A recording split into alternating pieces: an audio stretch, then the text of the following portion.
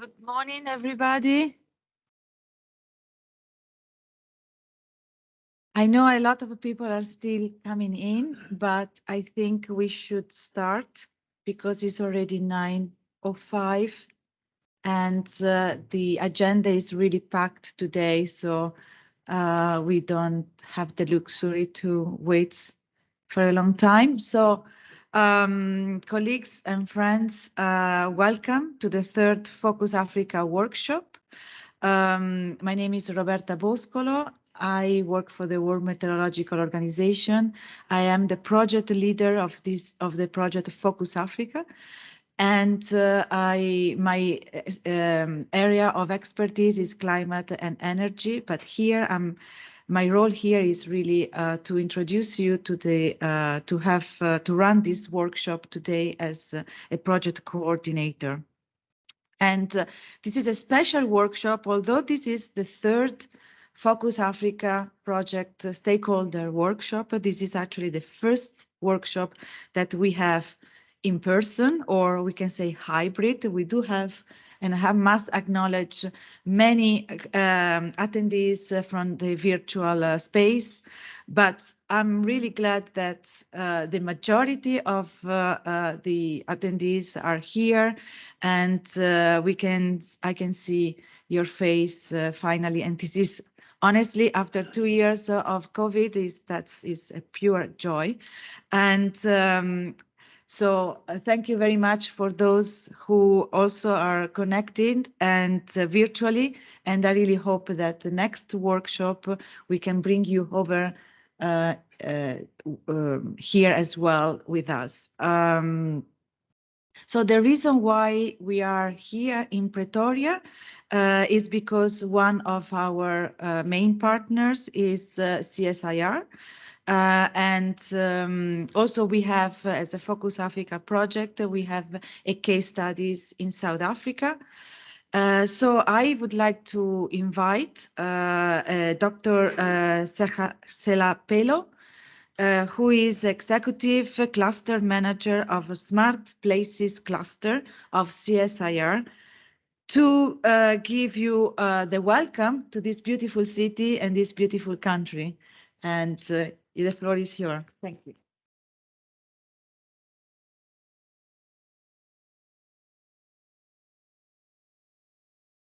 Good morning, colleagues, and thanks, Roberta, for that introduction. And my role here is not going to be lengthy. To tell you a little bit about the CSIR, to contextualize this August project, Focus Africa, within that context. So the CSIR, the Center for Scientific and Industrial Research, is an organization that is quite old, born sometime during the Second World War, 1945.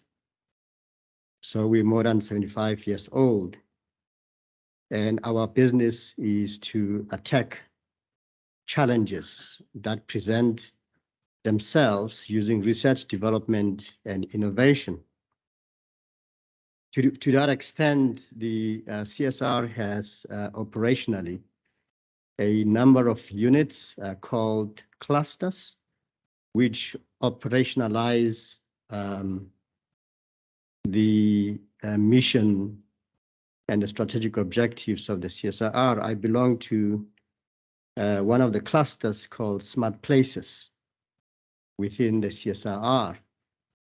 And in Smart Places, we like to think of ourselves as being in the business of harmonizing the built and the natural environment using research, development, and innovation. And therefore, the focus of Focus Africa, pun intended,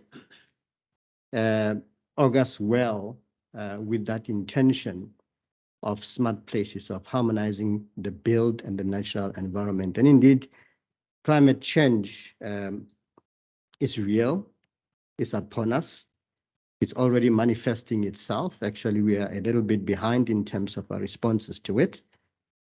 But at least the world has now woken up to the idea that we need to roll up our sleeves and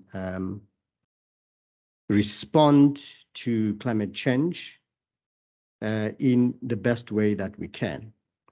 So Focus Africa is a very relevant program from the CSR point of view. So in the smart places, which is a cluster that I lead, we have a number of areas that we focus in: energy, water. We look at the sustainability of ecosystems. We look at climate change itself. I think Dr. Brian Mantlana, who's heading the holistic climate change impact area, will be here. I've seen a number of his colleagues. We have functional building infrastructure, which also look at the built environment and innovations around that. Also impacting on this topic of climate services in some way. For instance, as an example, we are innovating building material that reduce carbon dioxide footprint, as in the development of what we call the green cement, which is intended to replace ordinary Portland cement. As you'd know, the manufacturing of cement has a large footprint from the emission of carbon dioxide. And therefore, I'd like to welcome delegates from South Africa, delegates from Southern Africa, and those that are connecting with us virtually. I'd like to welcome you to this beautiful country, South Africa, which has a very notable natural resource, something like the sun, which we are not yet harnessing. Perhaps as part of climate services or the mitigation or adaptation to climate change impacts is one of the things that we need to do to optimally harness this natural gift that we have in South Africa, as in the sun.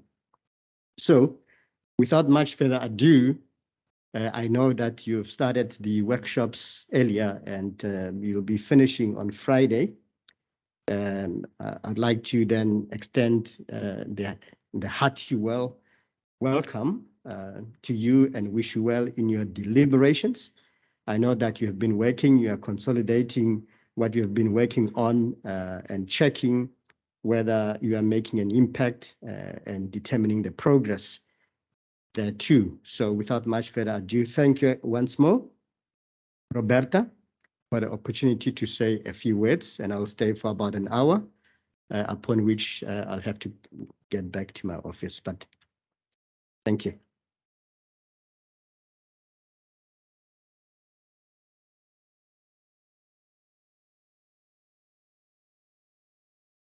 So thank you very much, Dr. Selapelo. Myself, I just want to give a little bit of a short, it's actually a long presentation, which I'm going to make it very short, to give some information about the Focus Africa project. Today, we have so many people that are the first time that are exposed to our community, the community of this project. Actually, I would like to ask who has been attending the previous Focus Africa stakeholder workshop virtually, because they were virtually. Can people raise their hands to know who actually attended all these virtual workshops? So not many. Okay, thank you very much. So I think it's maybe proper to just give a little background information. And also, as you see, part of this title of the workshop is Focus on South Africa and Mauritius. And I really hope that after my presentation, you understand what really this means. So can we go, can we change slides? The title of Focus Africa is a project who wants to demonstrate the full value chain of climate services in Southern Africa. The actual title of the project is Full Value Chain Optimize Climate User-Centric Services for Southern Africa. Next slides, please. And probably next as well. So it's a project funded by the European Union, European Commission. It is a project which received 7 million euros, started in September 2020, and the duration is 4 years. We are almost on the second year of the project implementation, and you can understand that the first 2 years were very difficult to have a stakeholder workshop and actually a meaningful interaction with the stakeholders in Africa, because this is the first time that we are in Africa and we hold a stakeholder workshop. We have the main sector of the project is food security, water, energy, and infrastructure. And in order to do this demonstration, we developed some pilot projects, some pilot case studies. And those case studies are in South Africa, in Tanzania, in Mozambique, in Malawi, and in Mauritius. Next one. The project is really designed to go through the full value chain of climate services that here is represented in these graphs. That we started with this graph, so maybe we will end with a different one after 4 years. I want to try to understand what is really the full value chain of climate services. But, you know, at the moment, I just show this one, and is a schematic to say what are the chain of the value chain. And it started with observation, modeling, forecasting, and service delivery, which is pretty much part of what the Met Services does. But then you have all the added value, which is the interaction with the users, the tailoring of these products, and to help the users to take decision and actionable decision. And then also to understand if the user gets a benefit by using the climate services, and if not, why, and how we can redefine the climate services to really serve the users. So next one. The project is structured, has a complex, I must say, complex structure, and I made this point also previously in our consortium meeting in the previous days. But I think this complex structure is actually helping us to better apply the theory of the climate services. So we have work packages which follow the value chain, starting from the stakeholder engagement and try to understand the user requirements through the understanding which kind of models, what are the predictability of the models, and how we can better define the models like downscaling or other methodology of verification of this model, and go through till the tailoring, understanding the socioeconomic value benefits, and also capacity development. And also we have the case studies, which is how we actually apply this theoretical concept on specific problems and on specific cases. So we have 8 case studies. We have one in South Africa, food security, so we have 4 actually on food security and agriculture, which is one in South Africa, one in Malawi, one in Mozambique, and one in Tanzania. Then we have 2 on energy, one in Tanzania and one in Malawi. And then we have one in Tanzania focusing on infrastructure, and another one in Mauritius, which is focusing on water, but also agriculture and food security, more on the nexus. Next one. These are the partners of the consortium. We call it consortium. It's basically the implementing partners of the projects. And maybe I just finish here because the time is short. It was really going through more or less, if you can just keep it quickly on the work packages, what we do for each work packages. So we don't have time to go into details really. And maybe I go to the Focus Africa case studies more in detail. So we, in this workshop, we are going to address more specifically two case studies. The one in South Africa, food security, and I'm not going to spend a lot of time to talk about this because we will have the whole day today with a lot of description. But also we have, maybe I say a few words about the food security project in Malawi that is using the seasonal forecast to deliver to better understand the drought impacts, the hotspots, to help the farmers also to have better decision on their crops, on their harvesting, and also the storage of the harvesting. Then we have one case studies in Mozambique that they are looking at the genomics of seeds that are more adaptable to the climate change. And in this case, they will provide more choices for crops and for new seeds, and also what to plant for the future, for next season, for example, according to the condition of the climate condition. In Tanzania is also very similar to same tools that we are going to develop as for in Malawi. Then we have services for infrastructure in Tanzania applied to the a project to the construction of a railway in Tanzania.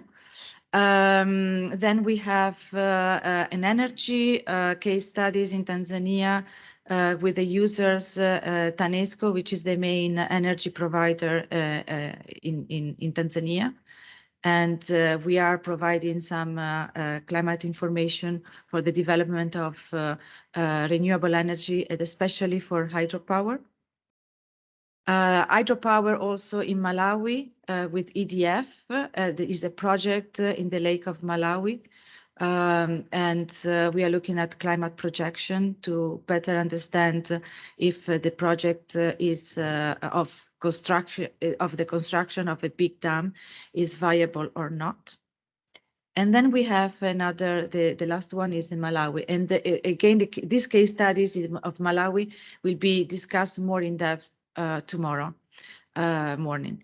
All these case studies, I have to say, are at a different stage of their development because you know, they are in the context of the country, and also in the context of where the interaction were easier, also maybe users are better identified than others.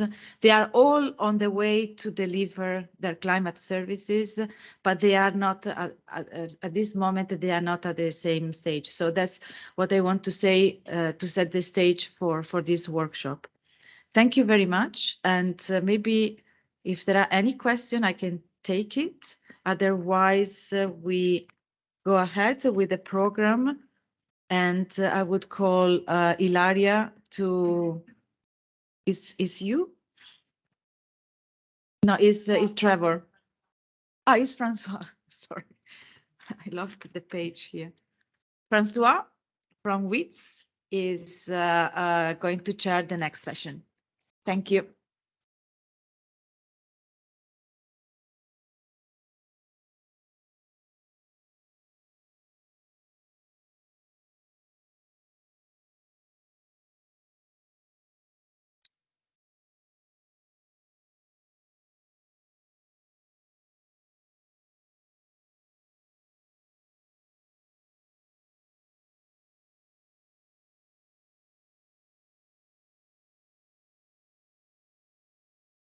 Good morning, colleagues. Welcome to day 3. And we're now going to start with the case study discussions.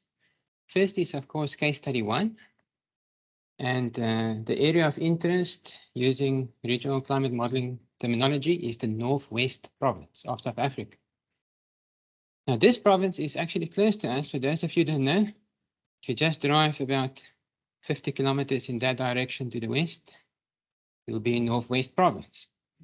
And I know some colleagues have plans to visit the Pilanesberg Reserve over the weekend, which is a wonderful idea. Thank you. That's also in the Northwest Province. So just to say 1 or 2 words about the province before we introduce our speakers.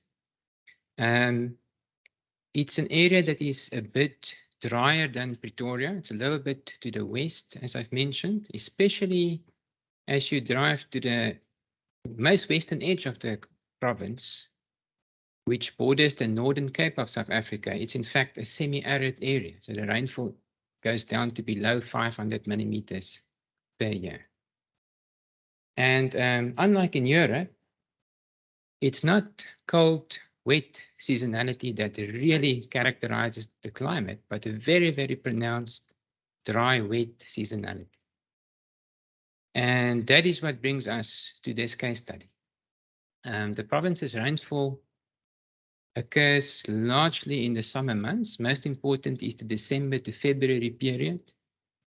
And when the rain fails, that is when impacts are high in the Limpopo province. For example, during the big El Nino event of 2015-16, the province experienced its driest summer season in the recorded history. So the record goes back for more than 100 years. And during that season, there were pronounced impacts on the cattle industry of the province, but also on the maize crop. And those of you who will be driving there this season, you'll see lush vegetation, very tall grasses, trees. It's a savanna system, tree grass mix, because during the past summer season, rainfall was in fact above normal during the La Nina era. It's predicting that variability that is important in this case study. And then, of course, understanding the impacts. I won't say anything more about what the case study is trying to achieve. Rather, I'm going to introduce our first presenter of the morning. Neshu Pillay is a trained economist, spending most of his career as a macroeconomist at policy-making institutions locally and internationally. He joined the Land Bank 6 years ago as head of the research unit in strategy and communication division. Amongst others, and this is important, he is tasked with conducting macroeconomic and agriculture research to support the development execution of the Land Bank's long-term strategy. And within his portfolio, he's also responsible for the climate change policy of the Land Bank. So you can see, as a stakeholder, there's nobody better we could have involved in the case study than Neshu. So Neshu, the floor is yours.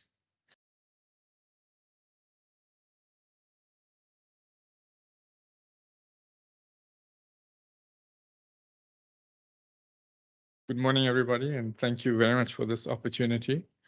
A little bit about the case study, and it will be explained a little bit more in detail during the presentation. But the Land Bank partnering with CSIR and BITS form the 3 parties to the first case study.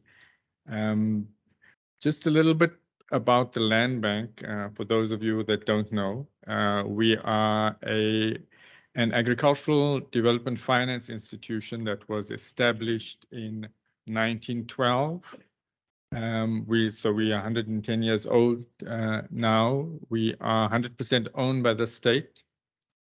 We have, as a result, a dual mandate. So we are tasked both to be commercially viable, and that is about financial sustainability, as well as making a significant contribution to socioeconomic development of the sector. So the The land bank is a bit odd. It's called a bank, but it's not a deposit-taking institution. So we source all our funding from private institutions as well as from other international DFIs. Obviously, there's also, in more recent times, capital injections by the state itself. In terms of what we offer, we don't really have a broad suite of financial services. So fundamentally, it's about long-term loans, mortgage loans. So creating the opportunity to purchase land for farming. And this is done on a long-term basis, so 20 to 25 years. We have a bit of a mismatch between our funding and our financing. So we receive funding for short-term, which is 5 to 10 years, but we extend loans for 20 to 25 years. The land bank itself has a loan portfolio of around 27 billion, and it's largely commercial farms. And the portfolio is really dominated by production of maize or grains, oilseeds, and maize. And of late, we've been noticing a decline in the quality of this loan book, and we'll talk a little bit more about that later. So what you notice is that there's been some high non-performing loans. Some of it is related to weather and climate-related issues. We can move on. So if just in terms of the context, so historically, we didn't really pay much attention to environmental or climate-related risks. So the focus has always been on this financial ability of the client to repay its loans just on the basis of providing some kind of balance sheet or income and expenditure, not really digging deeper into those issues. But obviously, this is all changing, and we're now paying far greater attention to climate change and its impacts. And as Francois was saying, we had chosen as part of this pilot in case study to focus on the Northwest Province because of the changes in the weather and the impacts on especially our grain farmers in that province. So what you notice is that climate change is now making agricultural financing far more riskier, both for the institution and for the client itself. And I believe it's our task then to fully understand what is happening with climate change and its impacts and how that changes the way we operate as a financing institution. What is common amongst all of the financial institutions and regulators at the moment is that we are all being tasked to integrate climate-related risks into our operations, into our policies, so that we can ensure both our own viability as well as that of our clients. We can move to the next slide. So just a little bit, I know I won't spend time on this. It's just the land bank and its mission and its vision. And our purpose, I think fundamentally we'll do a little bit more around the purpose. And as we mentioned before, it's one of the key objectives of the land bank is to contribute to food security, and that falls squarely in line with this with the big project, the Focus Africa project. We can move to the next slide and then explain some of the purposes in more detail. Yeah, so this is our mandate as defined through the Land Bank Act, and this is how we interpret our mandate. So as a DFI, we need to address critical market failure in the economy for development and transformation of agriculture, focusing specifically on including historically disadvantaged persons in the agricultural economy of South Africa. So how we understand this is that we need to be able to provide affordable loans. We need to make this significant contribution to socioeconomic development in South Africa. And part of this execution is about something we spoke about yesterday, is this new thinking in the land bank about pre and post financing support programs. So we recognize that providing a loan is not the only solution. So it's about understanding the challenges of pre-financing as well as providing the support for post-financing. So post-financing support, I think we mentioned yesterday, can include non-financial support, which is delves into the territory of providing extension services, maybe not directly from ourselves, but partnering with the agricultural associations or the state. So we can move on to the next slide, please. Yeah, so the outcomes, and this again aligns completely with the project, the bigger project. It's about the socioeconomic contribution. Okay, fundamentally, it's first about the financial sustainability and then the socioeconomic contribution, and that is all about creating jobs or providing the opportunity for greater job creation and wage growth, food security, environmental stewardship, and natural resource management. We can move on to the next. Okay, so this is our value creation model. What I only want to pick up on is the schematic on the top. So if you think about the bank, it has an input in terms of getting funds. It processes that in terms of providing loans. It has outputs in terms of receiving an income from the interest that is charged on its loans. And then again, the outcomes is all about the socioeconomic impact and financial sustainability. I mean, we can move on to the next. I've been told that I have less than 5 minutes left. So, okay, so very briefly and very at a very elementary level, how you understand credit risk in the bank and where this the information produced in this case study will help us improve our credit risk management is, if you think about it, when you go to a bank for a loan, you have an obligation to pay back. So your obligation is this loan plus the interest rate. And what you're doing is, in an agricultural context, specifically for us, this loan or this obligation is all about how does a farmer make money. So a farmer makes money by production of crops or livestock, and multiply that by the prices that they receive, and they get an income. In the past, this yield or the production of crops or livestock is not where we place too much emphasis. We probably spend too much emphasis on the volatility of the prices and not really on the production side of it. The change now is that what is happening is that there's far greater emphasis on the yield changes as a result of changes in weather patterns or disease or pests. Those things are all making a complete change in how the bank looks at how a farmer generates a turnover. So this is where the emphasis is on. It's to be able to understand this ability to pay. Now we can go to the next slide. So this ability to pay is all about, like I said, it's the yield and understanding. If you think about it, we give loans for 20 to 25 years. We need to be able to have some idea of what will that potential changes in the yield be over the long term. Right?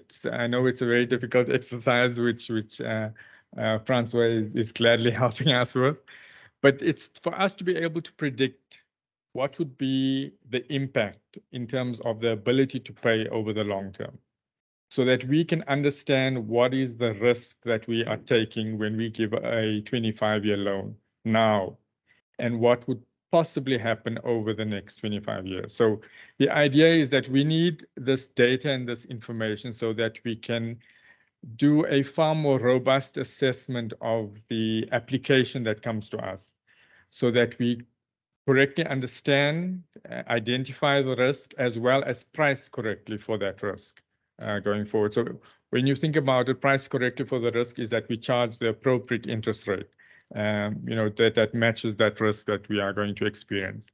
So I think we are now going to one more slide.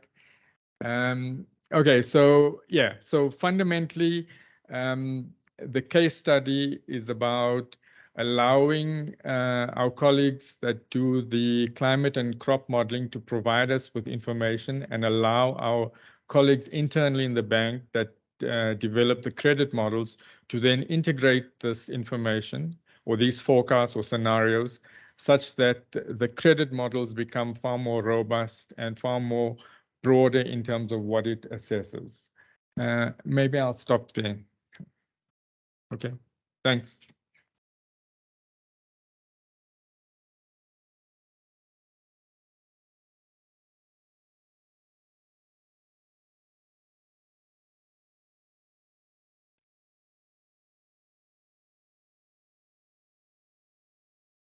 Many thanks, Nisha. That was really a grand overview, and it really sets the scene for the discussion.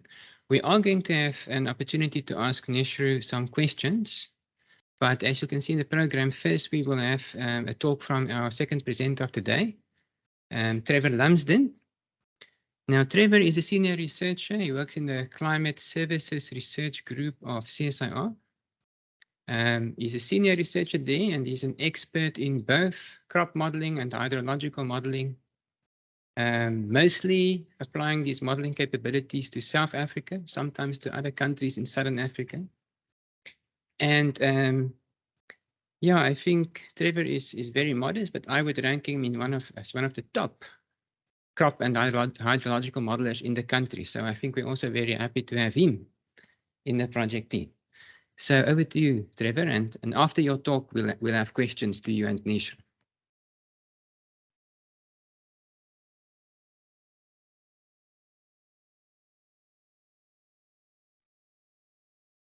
Thanks very much, Francois, for that introduction, and good morning to everyone. So, yeah, Neru's laid quite a nice foundation in terms of where this case study came from and what the need for it was. And so I'm going to now just explain how we took that need for the bank to become more aware and more responsive to climate change into a project that had some objectives and a methodology. And so just to mention that the land bank then is what we call the end user or fellow user in this project. Ourselves at the CSIR are the service provider. So we are developing the service, and then the WITS Global Change Institute, which is Francois' institute, are the research partner in the project.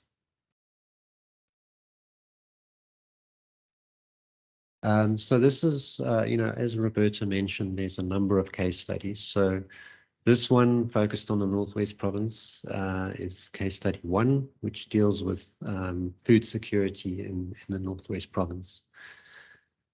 So what are the overall objectives? Well, we are assessing the impact of climate change on food security in a key maize production area of South Africa, this being the Northwest Province.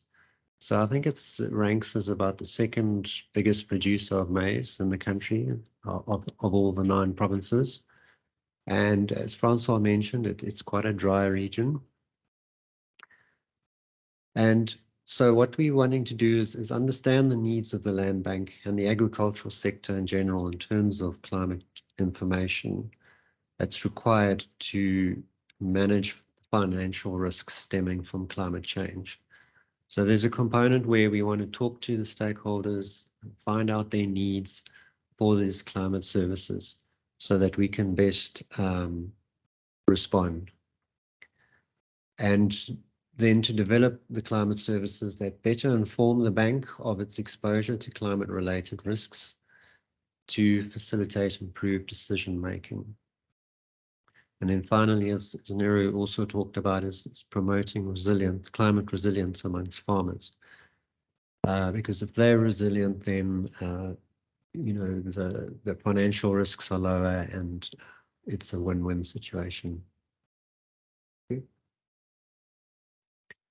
So for those of you not aware of the geography, South Africa's in the bottom right, and the Northwest Province sits as the name implies, in the northwest of the country. And then within the northwest, on the map on the left, shows the 4 district municipalities in the province. And there is significant agriculture in each of those districts. Thank you.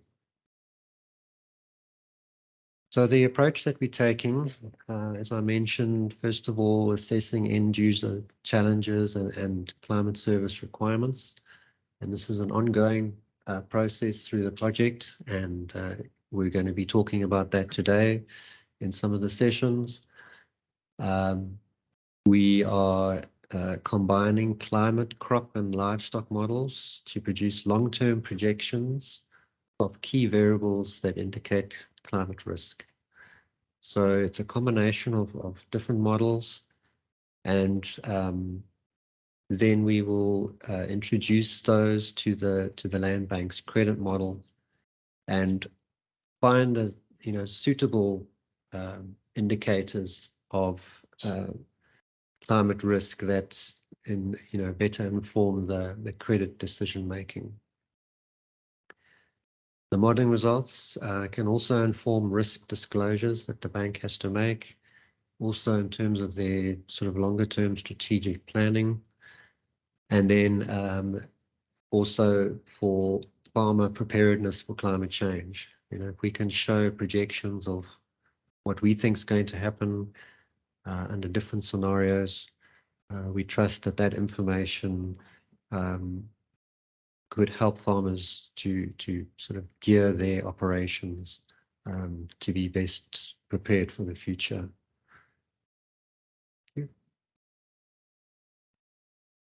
So just a little bit more detail on the various models. The climate modeling, we'll be using projections from the Codex archive and from some local downscaling efforts. And so those obviously come with numerous climate variables that one can look at. Rainfall and temperature would be the obvious ones, but there's a whole variety that we can choose from.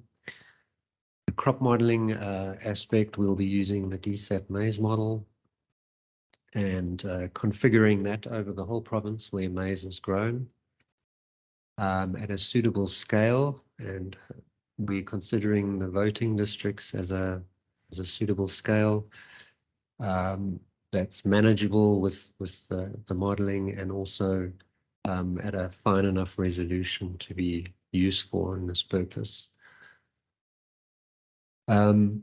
We will reflect different scenarios in the crop modeling. So, for example, it could be a rain-fed and an irrigated scenario. There could be like an optimum management scenario where a farmer has all the resources that he needs, fertilizers and the latest cultivars. But also there could be a suboptimum scenario where a farmer is not at that level, but sort of managing as best he can with the resources that he has. So those are some of the scenarios that we'll be looking at, and we're still working through that. And obviously the crop model has a whole range of output variables that could potentially feed into the credit modeling, but yield and crop water use would be the key ones. And then finally, the livestock modeling. This is something that we haven't focused much up till now, but we're considering the livestock stress index as an indicator of risk to livestock, and that uses something called the temperature humidity index, and that measures the sort of comfort of the animal. But there's other variables that would also be relevant, things like water availability and fodder production. Those are all drivers of livestock production. So there's some others that we could possibly look at. And the livestock, the stress index approach is something that can easily be sort of run over the whole province, because it's basically just a climate driven indicator. Just some words on the credit modeling. The credit model is developed by the bank. It models the probability of a farmer defaulting on their loan. It considers both present and future risks. Climate risk is just one of those risks, as Neri was talking about. There's a range of factors they consider.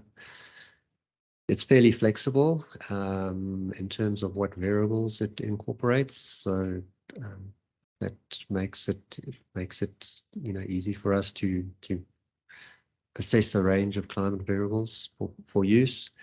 But then they would need to be tested in the model to make sure that they're actually adding value to the credit model and that they can differentiate risk. And so there's choice of outputs from the climate model, the crop model, and the livestock modeling that could be incorporated into the credit model. And the credit model is run at a farm level, as that's the scale at which lending decisions are made. Next slide. So just to give you an idea of the climate modeling scale, that's approximately the grid from the Codex models. So that gives you an idea of how many data points there are over the province. Next slide, please. And for the crop modeling, this is a scale that we're considering. So in other words, these are the voting districts. There's around 400, I think I remember, across the province, 300 or 400. And they follow the boundaries of the district municipalities. So, it's convenient from that point of view if we want to be able to sort of quantify each district. And for each of those spatial units, there'll be a set of outputs from the crop model. So there'll be a projection of the yield, the water use, etc., etc. Right. So this is a schematic of the climate service development, and this is very much a work in progress. So it's not final. It shows the different aspects of the modeling, the climate modeling, the crop modeling, and the livestock modeling, the flows of information between them, flowing onto the right-hand side where the climate services, which is the adaptive credit model. We'll also compile a database of outputs from the different models and some maps of the key model outputs. And so that information will all be available to the bank and to the sort of farming community for exploration. And there's some arrows that point backwards. So from the climate service back to the models, and that's meant to indicate where the users of the service give feedback. For example, which variables work in the credit modeling, what variables of interest are there to the farmers. So it'll be, sort of a two-way process of, iteratively finding the best sort of climate service and the best set of variables that best informs the issues. Thank you. So this just again is showing you what the format of the product will be at the end of the day. So on the left-hand side is the adaptive credit model with improved representation of climate risks in it. And then in the middle, a database of model outputs from all the different modeling. And, that will be a useful resource. And the credit model will draw on that database when they go to assess a loan. They can draw on that database to look at what the projections would be for that particular farm that they're assessing. And then on the right-hand side, we'll produce some maps of the key model outputs for communication purposes and for understanding, because, one doesn't want to just blindly use this data. One wants to understand its limitations, the range within the models, because there's various different climate models, and the picture varies depending on which model you're looking at. So it's important that people understand the range and possibilities, and it's not just one answer that comes out at the end of the day. Slide. Yeah, that's all from me. Thanks very much.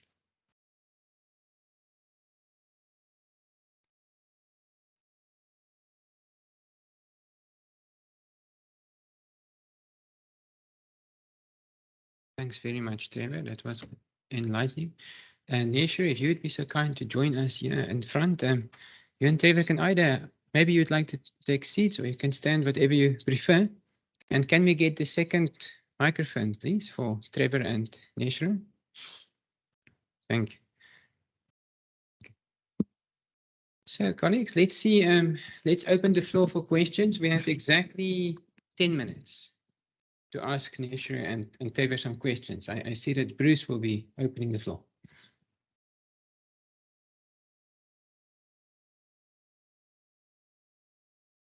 Thanks. I think it's a question for both speakers. Picking up on a phrase that Trevor mentioned, we tell you what we think is going to happen, which is good. But I'm wondering, how do you handle contradictions in messages from the different data sources? I mean, you mentioned using Cortex, but over the Northwest Province, the CMIP6 archive disagrees with Cortex in some respects. So I guess both from the decision maker, the land bank side, and from your side of providing information, how do you handle those contradictions?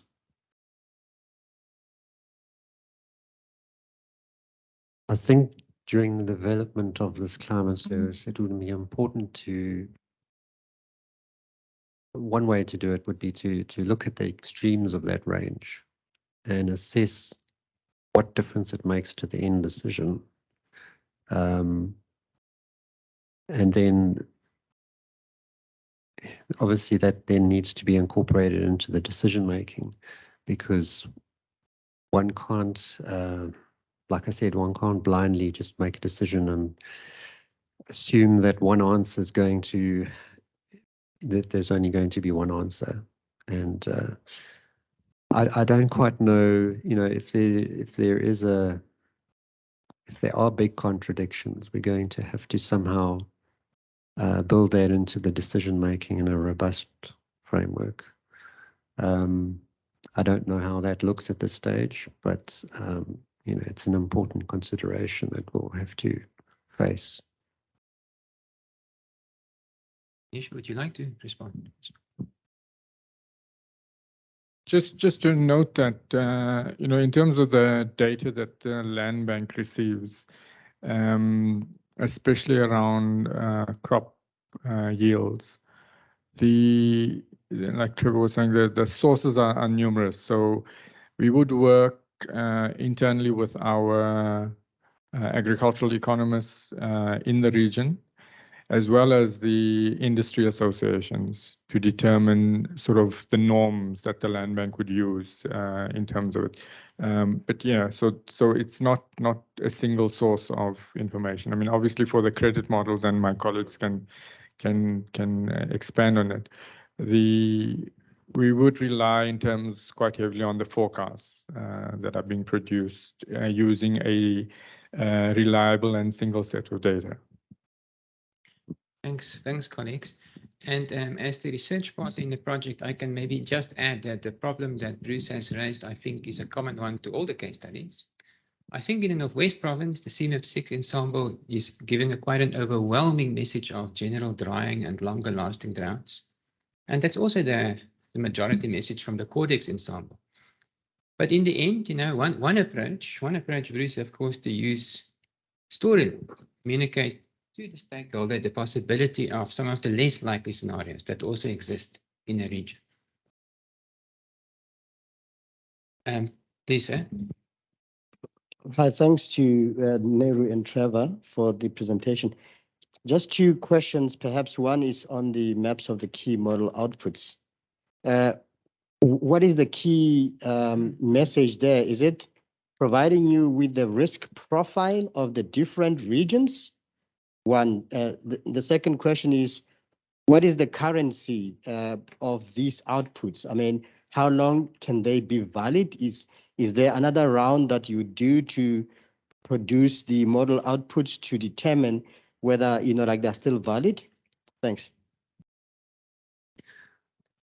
Okay, so I think the sort of the scale of the output would probably be whatever comes from the models. If it makes for easier decision making, we could perhaps aggregate that to the district levels. If the decision makers in those districts, if that was their preference. So the model scale is quite fine. So we can aggregate upwards to whatever is convenient for the decision-making purposes. For your other question, which was, sorry, I've gone, the currency. Okay, so I think there would obviously be rainfall. I think that's always a key one. Temperature, crop yield, crop water use.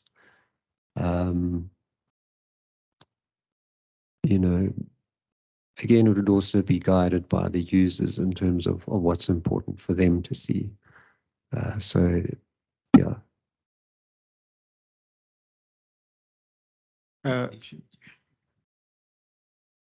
Sorry, my colleagues, Tudani, do you want to?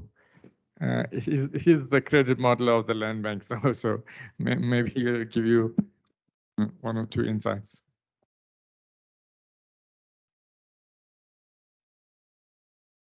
Morning.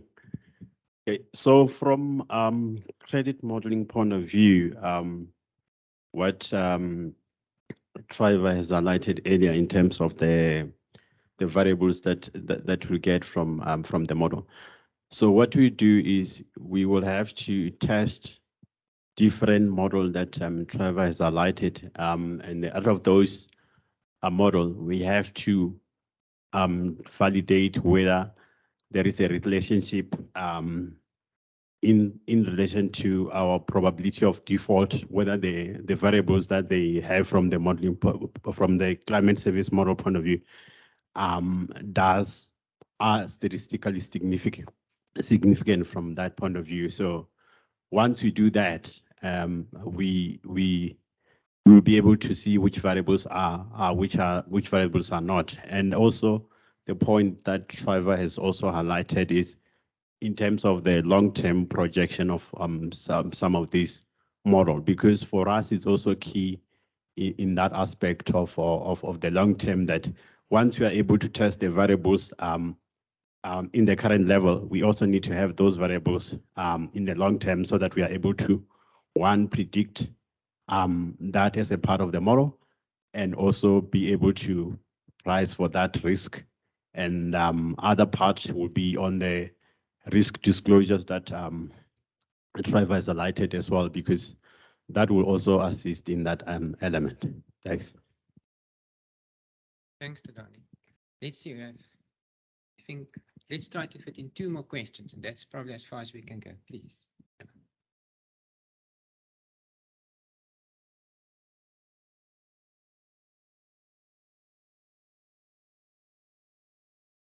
Thank you for the presentation. I have 2 questions. What is the role of South African Weather Service in supporting the model development? And does the model use or merge the observation data? And another issue I wanted to know about if it's possible for this model also to be shared in other countries. For example, in Tanzania, we also have a bank that provides loans to agriculture stakeholders. And we are negotiating on what kind of product which you can provide also to reduce the climate risk. Is it possible to learn or also to share experience on how to develop the model so that also Tanzania also can be able to reduce the climate risk? I'll answer I think Trevor should answer the second part. The first part. Yes. So the South African Weather Service is, of course, not directly involved in the project, although many of us are frequently communicating to them. They have not to date generate any other climate change projections other than those that we are using in this project. So in their analysis of climate change impacts, they also make use of the very same Codex ensemble of projections. In this project, we also run a higher resolution regional climate model that we will potentially roll out in this project, but that's a single model. We for now prefer focusing on these larger ensembles of Codex and CMAP6 models, which are the same ones that the Weather Service also uses. In terms of expanding the crop modeling and hydrological modeling into Tanzania, let's hear what Trevor has to say. If I can just add one thing to what Francois said, we did invite the Weather Service to come today, so they will be, Michael Mengistu will be taking part in one of the panel discussions. So, you know, we do welcome the collaboration with them. In terms of the crop models, the DSAT crop model is probably one of the most widely applied around the world. There is a very strong and active user community. It's open source model, so you know, it's free to use, and they run training courses. Unfortunately, mainly in the US, but I think occasionally they might do some courses elsewhere. They do there's a range of crops that one can model, so it's a very versatile model. In terms of sort of offering support to the other countries, I think it's something that, you know, we could look at in this project. I think there's scope for, you know, there's a capacity building element to it. So yeah, that's something we could consider. Thank you. It's very positive. And we'll have our last question of the session. Thank you very much. Good morning, everyone. Firstly, thank you for the most outstanding presentations. It was really nice. I have two questions here. First of all, I was just wondering if these decisions that you have made, for example, to choose maize and to specifically choose Northwest Province to conduct this modeling. I just wanted to know if farmers were initially involved till you came up with these decisions. And the second one, I just wanted to know, I see you have involved livestock modeling and also crop modeling, both in Northwest Province. So I was just wondering if also was it that how do I put it? Like you guys thought probably because you chose Northwest, then you could just look also into livestock. I think, Yeah, if you can answer the second question and then Nesher the first. Yeah. Okay, the other way. Okay, so when we started engaging as a team around this pilot or identification of a high risk area for the land bank, one of the considerations that we took into account is in terms of the land bank's portfolio. If you think about, I indicated around 27 billion rands portfolio. At least when we were already discussing, at least 60% of that portfolio is exposure to grains, largely maize and then oilseeds. So that was the one consideration. Then it was about choosing an area in the country. Obviously, in terms of maize production, it's the Northwest, Free State, and Mpumalanga. So, but the highest risk in those three areas is the Northwest. And as I think Francois started the discussion around, that is the province that there's clear indication that the areas that are getting drier. And we're already noticing this in terms of our loan portfolio and in terms of the realization of risks in terms of non-performing loans from clients within that area. So that was fundamentally the choice. Yeah. Thanks, Nish. There's our discussion.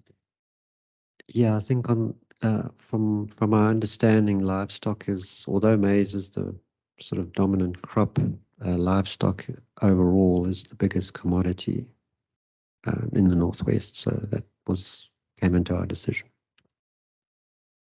Thank you, Taylor. Thank you, Nisha. It was really a good discussion. Thanks, colleagues. Francois?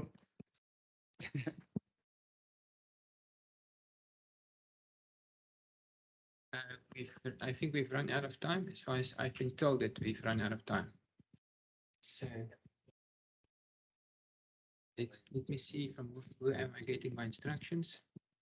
Yes. Out of time. Sorry. Okay, please write your question in the chat, Tangwani, and we'll try and address it.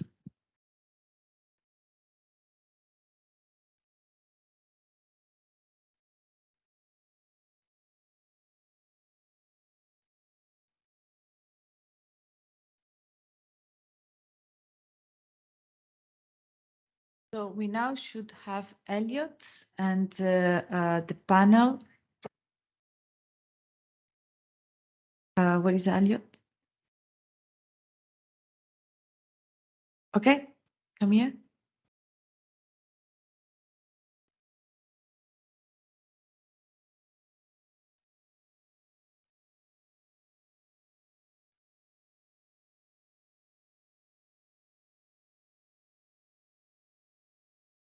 So you will introduce the panel.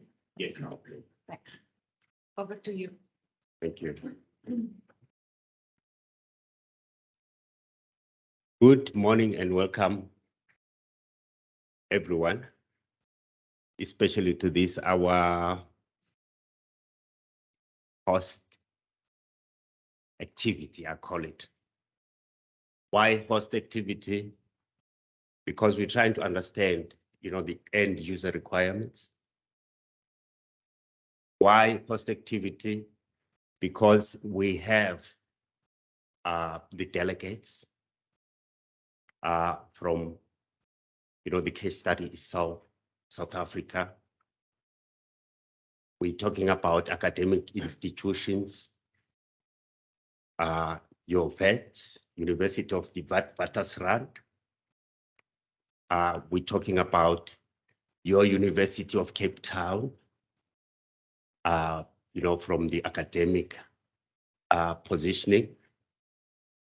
We're talking about the Council for Scientific and Industrial Research, which is a big player in terms of the stakeholder engagement, in terms of the model that we're trying here to find out how we can better develop this model.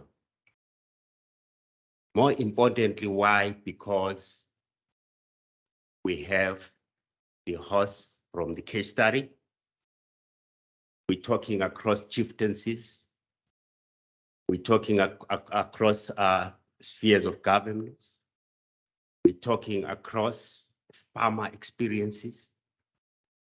We're talking about farm support, agricultural supporting services. We have everyone here today to try and help us understand what these end user requirements are all about. I'm going to start with introducing my panel. I think what will work is for us to introduce the panelists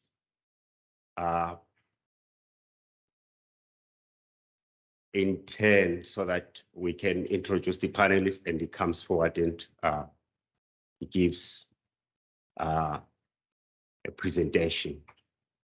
But before that, can I have the background information slide?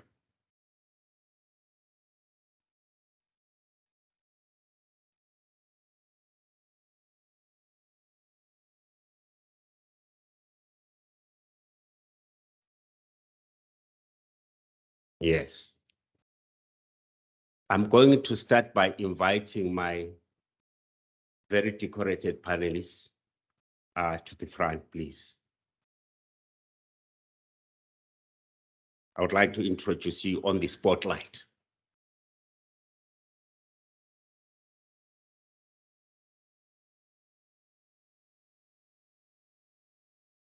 We have unfortunately some traffic delays from our delegates from the Northwest province. Our panelist members haven't yet arrived because of traffic challenges, but they will be arriving shortly or soon, according to our coordinator, who is here, by the way. Maybe it might be a good idea for you, Barati, to come also and sit in the place of our panelist, because she is the coordinator from the Department of Land and Rural Resources, as well as the coordinator from the Department of Agriculture in the Northwest.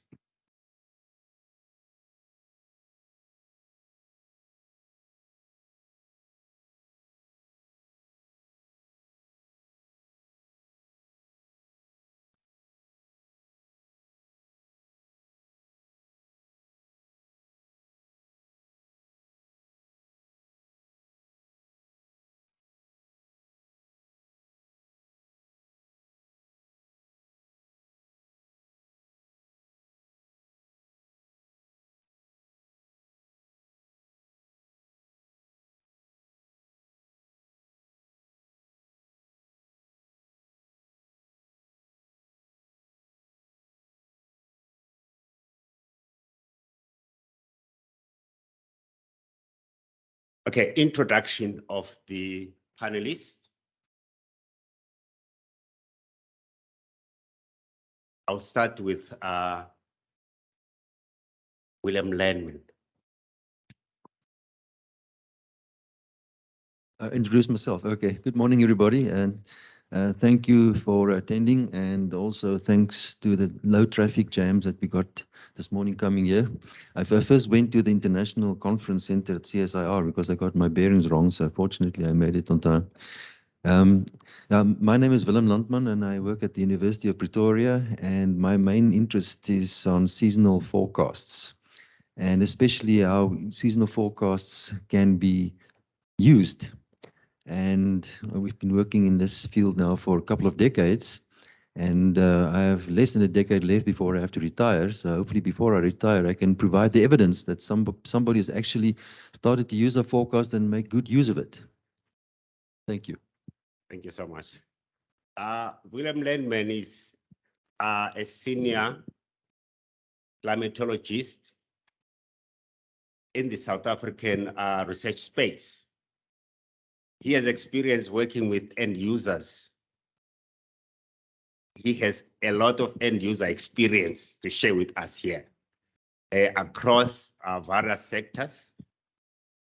He is actually best known for his work in seasonal climate forecasting in the region. Thank you, William. Can we please accept him? And then we've got Todani.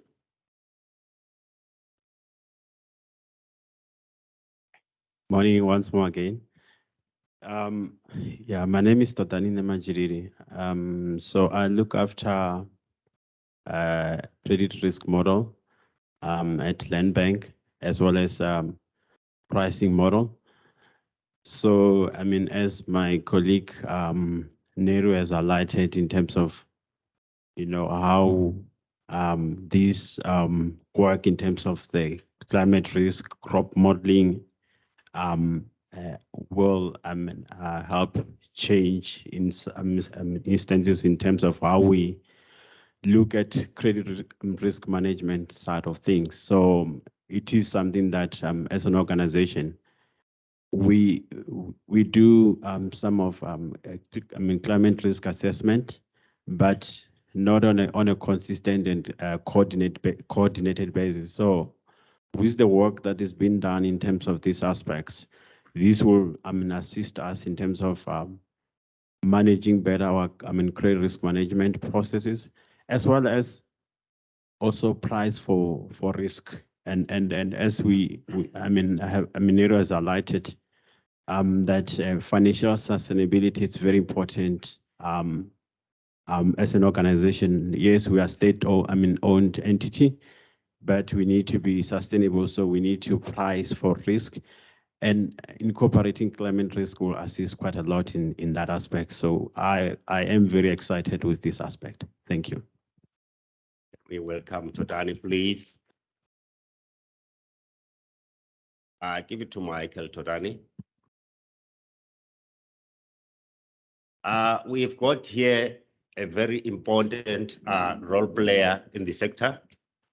We're talking about the South African Weather Services, which is basically our more reachable climate information services, I would say supplier or supporter.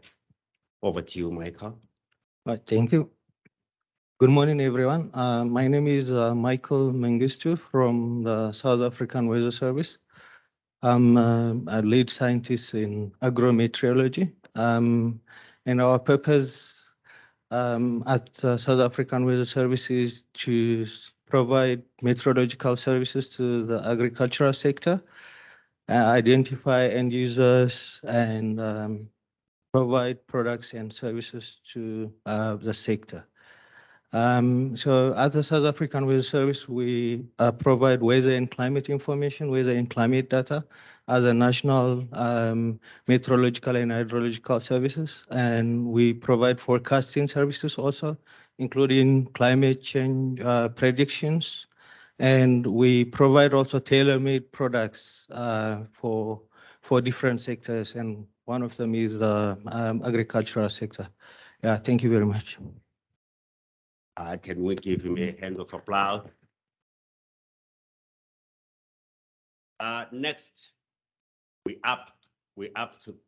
go up to Cape Town. Cape Town is one of the well-known cities that we South Africans brag about, because everyone wants to go to Cape Town. But one thing that you won't miss when you go to Cape Town, you will find the University of Cape Town. A lot of climate activities are happening there. Today, we are honored in the Focus Africa project, especially stakeholders. Take note. We have Bruce. I'm not going to talk a lot about Bruce. Sorry. Excuse me, I mixed this one up. You will have to forgive me because this is a practical aspect of what we're doing. The nice thing about it is that I mixed up Bruce with Willem Lenman. I'll explain to you how this happens. These are our academic, leaders in this. So we always have. They are the two universities that are very, very important in this in the Focus Africa. We're talking about the University of Pretoria. I'm going to give a short little bit, briefing about the University of Pretoria. We are in Pretoria, and the most important institution is the University of Pretoria for the stakeholders.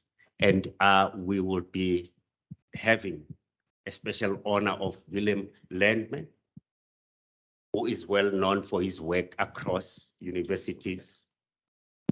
We've worked with, we even feel he's part of us at the CSR. Willem, over to you. I mean, sorry. I have already spoken, so maybe somebody else's turn. It's my turn. Okay. Yeah. Well, I'll take you back to Cape Town. My name is Bruce Hurtson. I lead a research center at the University of Cape Town. As a center, we straddle all areas from climate vulnerability and risk assessment through to climate modeling and everything in between.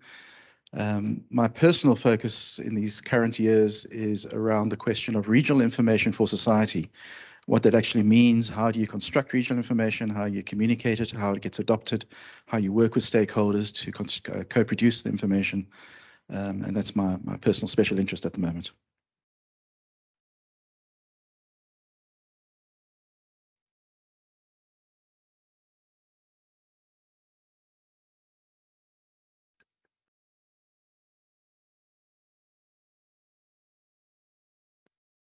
The purpose for this panel, some of you will be able to pick it up. The overall aim of the panel discussion is to understand the requirements of end users of climate services in the agricultural sector. We're trying to situate this in the Northwest Province as much as possible, but it would go across a little bit. This will consider issues such as spatial and temporal scales, variables of interest, how services are presented, how uncertainty is communicated and interpreted, accessibility and dissemination of the services, existing climate services that are available, the barriers and challenges to their application, and what improvements may be needed will be explored.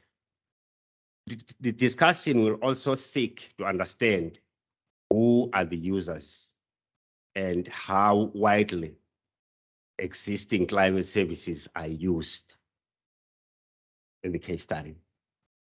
I have some questions which we're going to run, and then our speakers can respond to them. Yes. So the first question, can you outline the climate services that the South African Weather Services provides to the agriculture sector?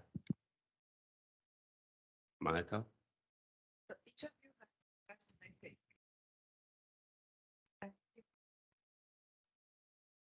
Okay.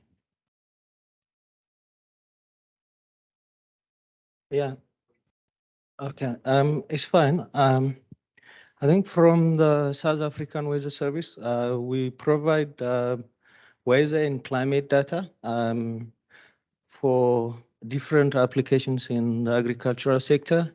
Besides the weather and climate information, also there is a forecast in the weather forecasts, seasonal outlooks, and climate change projections also for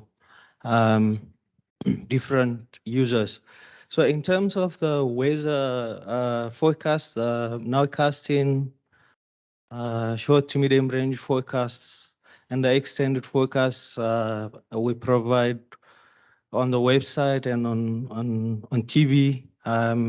They've got different applications, which is mainly operational for operational farming activities. And in terms of the climate, weather and climate data, also we keep archives of all the observation stations that we have, automatic weather stations, rainfall stations, and based on the climate data, also we derive climate indices which are applicable to agriculture. For example, growing degree days, heat units for the province, for example, for Northwest, chill units, which is applicable to the fruit tree production. We've got also frost products, frost probabilities products, which is station-based also, which use long-term minimum air temperature data, which tells farmers when the onset and cessation of frost in a specific site is. We've got also the livestock heat stress index. We monitor also is in the long-term data sets also, and so we've got a number of products that are based on the weather and climate derived informations. And when it comes to the forecasting, also we use models, crop growth models, agrohydrological models, or hydrological models. So currently we have a livestock heat stress for livestock forecasting product where we use temperature and humidity.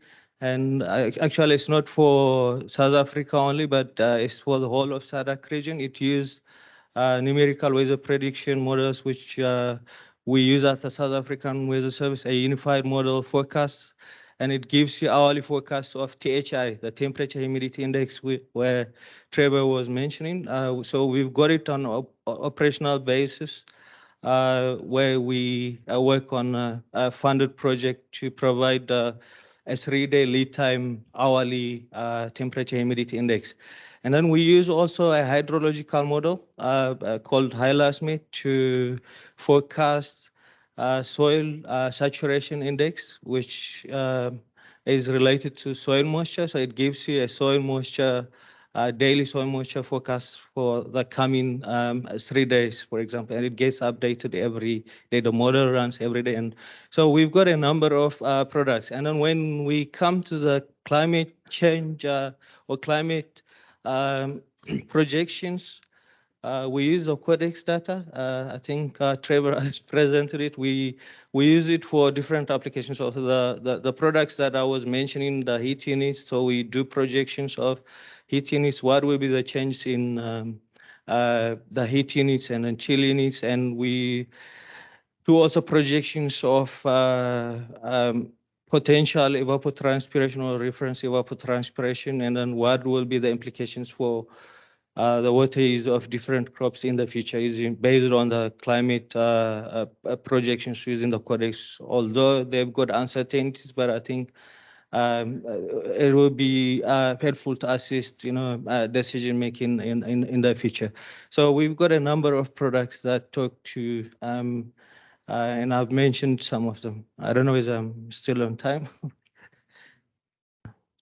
We are running a bit short of time, but you can just mention them as short as you can. Yeah, so I think these are some of the products. And when it comes to climate change also, we work on a number of national and internationally funded projects where we look at, for example, the onset and cessation of rainfalls using Codex data also, and we apply it for using the crop models and then see what will be the future change in yield. So these are project-based, but most of the products I was mentioning are also there, and some of them are not free or public, but most of them are free, but some of them, the tailor-made products, because of the requirements for all the processing and stuff, the user has to pay to access the products. Yeah. Thank you. Thank you very much, Michael. The next two questions would basically be directed to our land bank representative, Todani. How is climate risk factored into decision-making related to agricultural finance? I'm going to ask the two questions so that you can be comfortable to speak to them. Todani, how can climate information be enhanced to better serve the purpose of representing climate risk in credit models? Over to you, Todani. Thank you. So, in terms of climate risk, because I just maybe need to take a bit of a step back a little bit. We do look at climate risk in some of our aspects by sending our agricultural specialists to also do a farm assessment in conjunction, obviously, with our credit models as well. However, this aspect of climate risk is done really at a short-term basis, and from the presentation that Trevor has highlighted, that this part of this model that you're going to do obviously are going to have the long-term projections, and this is the piece where it comes into the play. And it's very important for us, as an organization, that we incorporate these elements into our credit models, because if you will recall earlier, Nehru spoken about issue of non-performing loans being higher, and in some instances it has it's related to climate related issues. So it's important that when we originate the business, we make sure that this component is incorporated into the models. And that's why the piece that we are doing as a part of this exercise as users, we are using some of the variables that we got in terms of trying to see whether these variables have got a relationship in terms of performance of our loans. If they are, then we are able to incorporate that into our credit risk model. And what it also means is it will enhance our credit risk assessment process in a way that we are able to identify a good client based on their repayment profiles, but also looking at the climate risk side of it. And also we are able to price for that aspect because as I've said earlier, the way we do it at a short-term basis. So we don't necessarily incorporate this risk over a long-term period, which is obviously the biggest challenge that we have currently. And that is a challenge that also, commercial banks also have a challenge in terms of to say, how do we now incorporate the climate risk in our credit assessment process? And also other parts that Trevor has highlighted, it's also issue around risk disclosures, because if we are able to identify, incorporate this climate risk into the calculations, we are able to also incorporate this into our forecast of our provisions and all that we disclose in our annual financial statement. So in that aspect, this aspect is very critical for for us in that way. So let me just check number 5.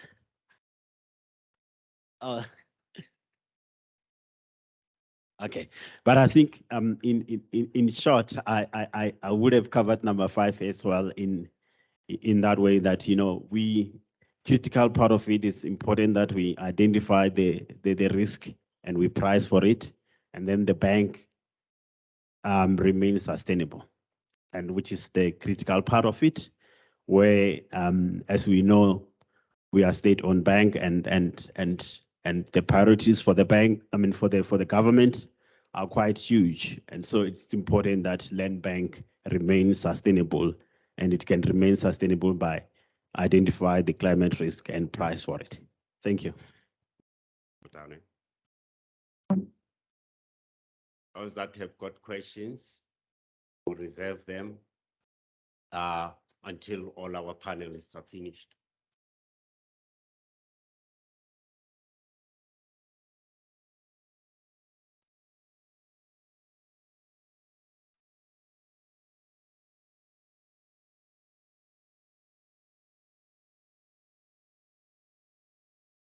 Okay, Bruce.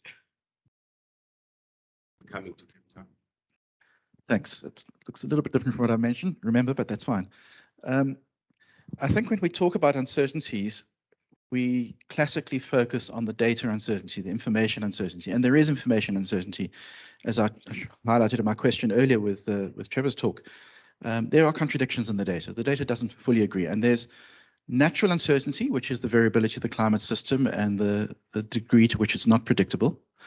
And then there's structural uncertainty, which we refer to as the uncertainty that arises from the tools that we use, the different models, the choices we make, and so on around that.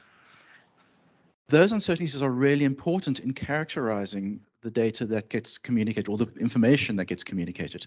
And it is a really difficult challenge, because when you say uncertainty, it often comes across as saying, I don't know what I'm talking about, but that's not true. It's saying there is a message, but the specificity of the message cannot be nailed down exactly. However, I also would like to respond with talking about a second type of uncertainty, and that's the uncertainty of the people involved in the process. So historically, climate services has operated in what I call a linear supply chain approach, where the climate scientist does their research, they produce a data product, the data product gets constructed into an information product that gets put out on a website or communicated somehow delivered to a stakeholder who receives it and tries to make a decision on it. There are a lot of uncertainties associated in that chain.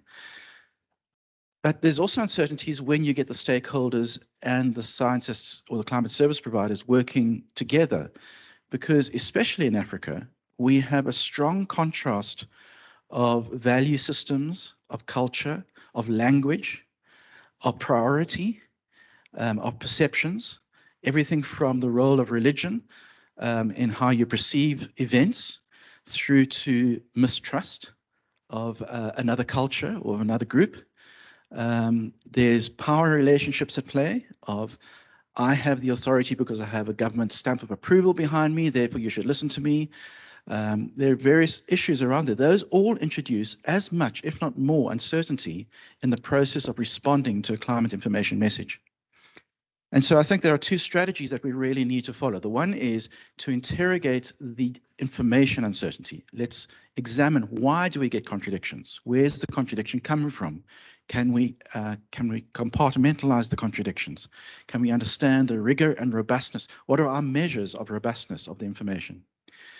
But the other side is conversation and question and answer.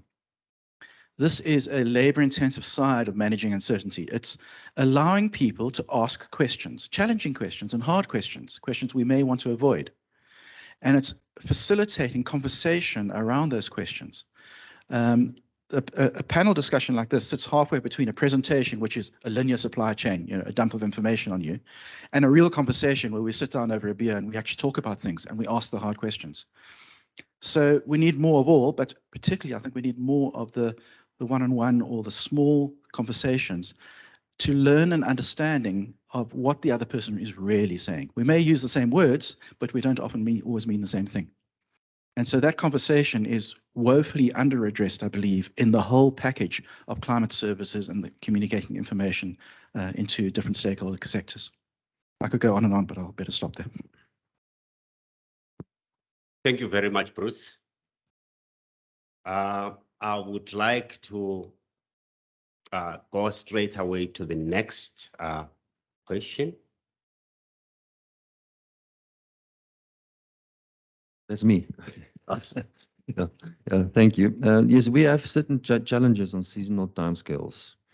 First of all, we have to realize that when we look at the South African region and compare our predictability, how good we are in actually bringing the seasonal forecast message across, actually ranks rather poorly compared to other regions globally.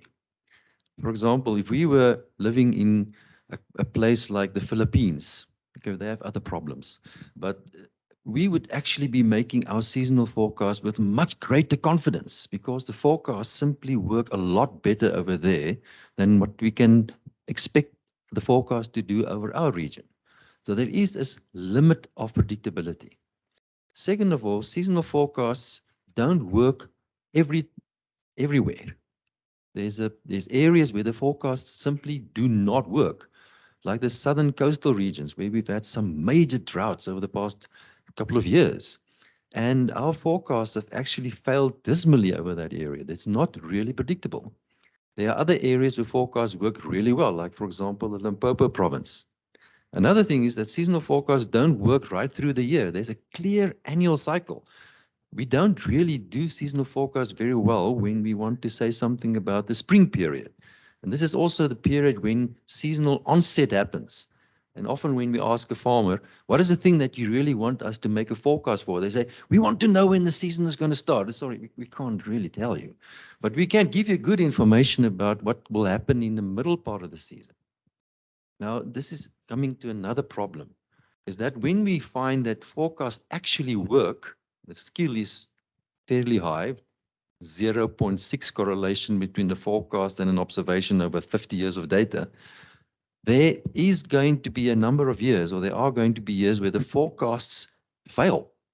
And we've got some examples where we've worked with malaria people and with a particular farmer where we've developed a very nice model.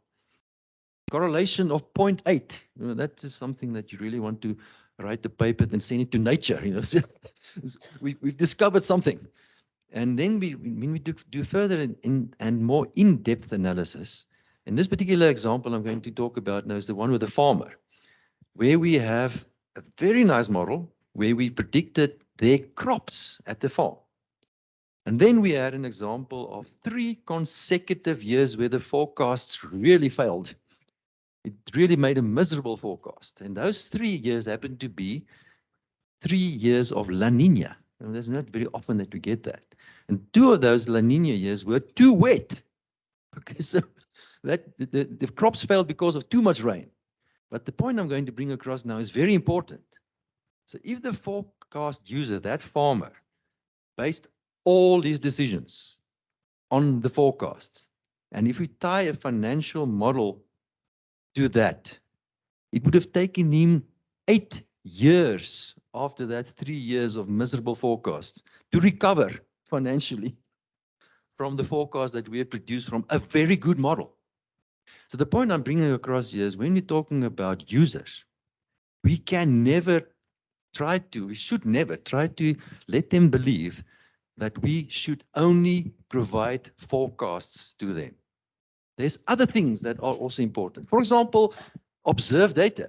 I've developed a very interesting model for a farmer in the northern parts of Namibia, where I said, okay, let's look at your rainfall data over 50 years, because that farm has been owned by number of generations. And so we have like 60 years of data. So let's just take your forecast, just take your observations and see what happens when there's an El Nino, and see what happens when there's a La Nina, and see what happens when there's neither one of the two. And forget about a model. Let's see if we cannot make what I call a homemade model based on your data. And it was interesting to see that the kind of skill that was obtained from this homemade model was just marginally exceeded by a very sophisticated climate model.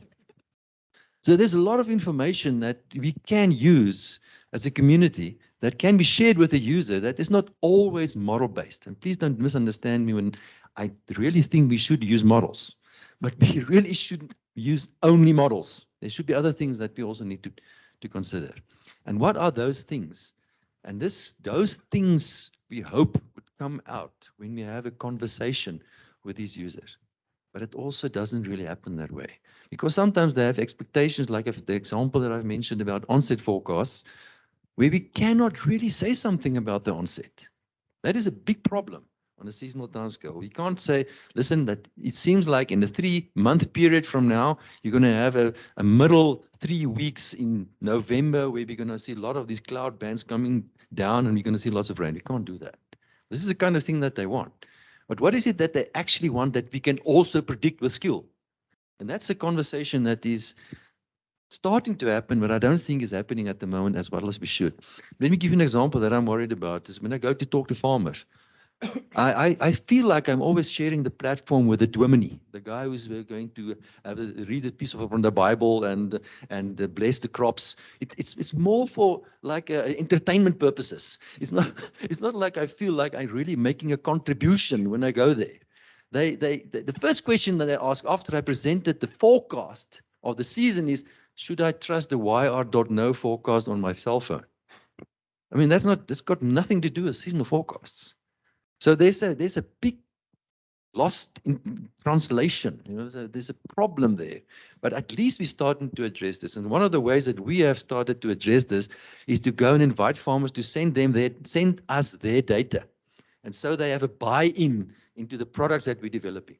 And this has started the conversation. So sometimes these farmers send me video clips of the rain that they've got, or the failure of the crops, and we see, okay, the crops failed because the forecasts worked out, or there was lots of rain, although we predicted wet conditions. And so they kind of start to accept the fact that sometimes forecasts go wrong, and they seem to be more eager to listen to what we say because we have invited them to give their data to us. So their data is part of the model. So this involvement has started to pave the way for us to get a better interaction going. But it's still not nearly where we should be, because at the moment, still that first sentence that says top-down delivery is still happening for the most part. We still produce the forecast, although we talk with them and we listen to them and we try to get targets that they are interested in. It's for the most part still, hey, listen to us, this is the forecast.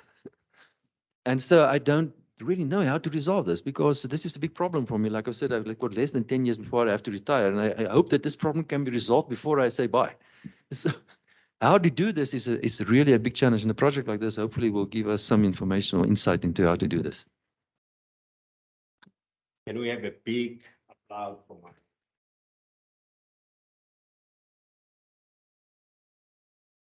I know we learned a lot from. We learned a lot from your brief presentations. I call them, because they're more than just responses to questions. You took us into some very important areas like relationships, cultures, mistrust, and I would like us now to give the audience an opportunity, to reflect and engage with the panelists with questions or comments. You can show your hand up, we'll be able to pick you up. Thank you.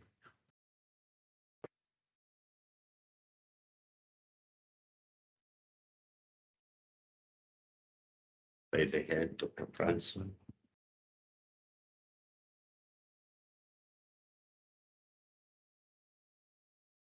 Many thanks to the panelists for some really interesting and sobering thoughts.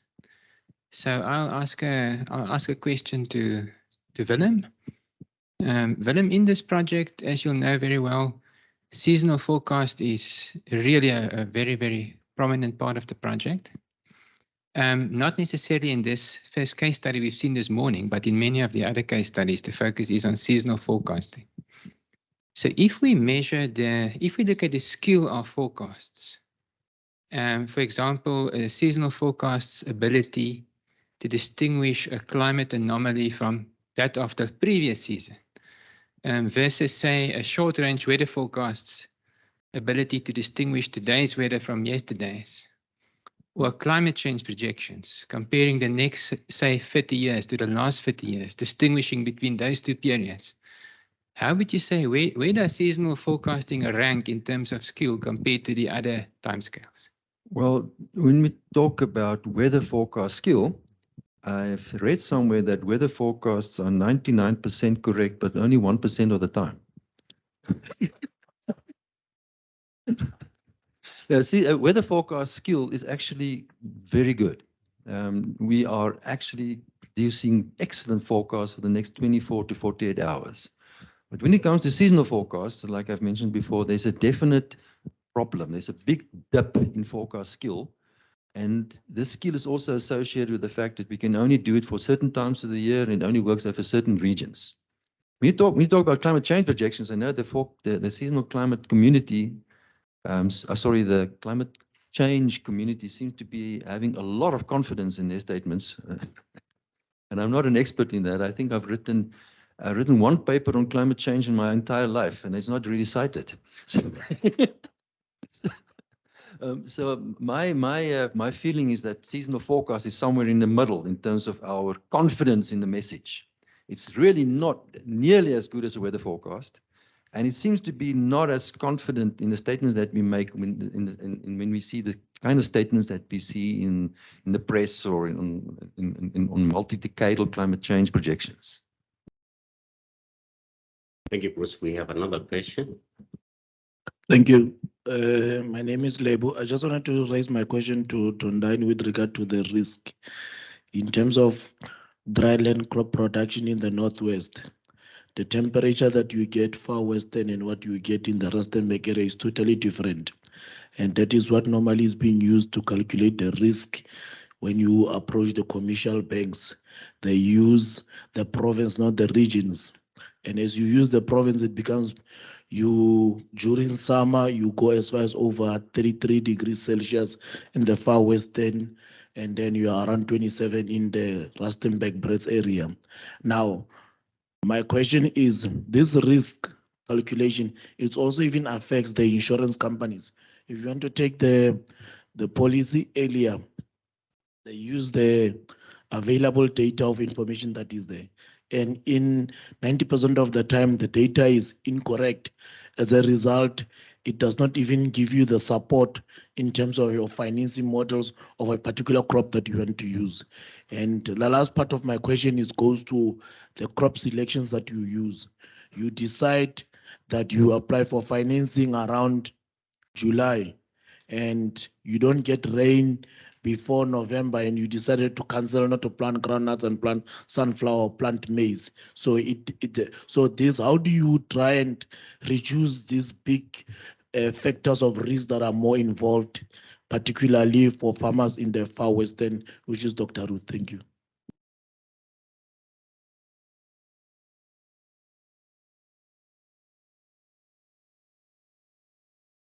Thank you. I think I'm going to obviously speak from land bank point of view. As I've highlighted that we generally, does this part of aspect not in a consistent base, as you have highlighted, and if you remember, one of the things that Trevor has highlighted in terms of the modeling part, he's mentioned an issue around looking at it also from the ward boundaries point of view. So these obviously will be part of the work that that has been done, but also in terms of the study that has been done.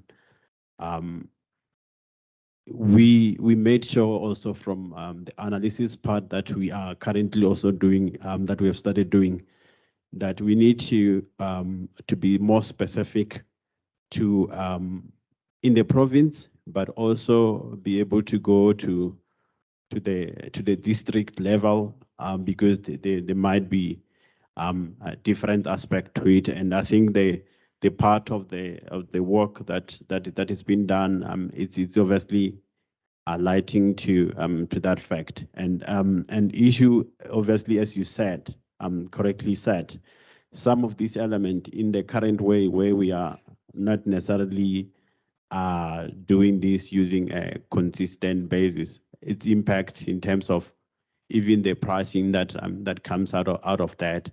And with this type of work, obviously, with also, some of my panelists also here, mentioning the issues, you gotta have to do a balance, understanding, some of these forecasts as well, that so that we understand, especially in the land bank point of view.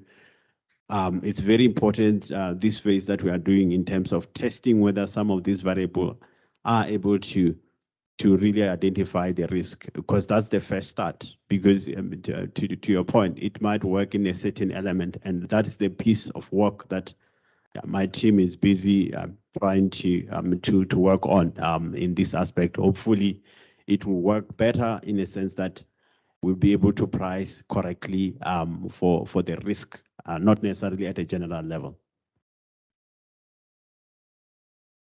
Thank you very much, Total.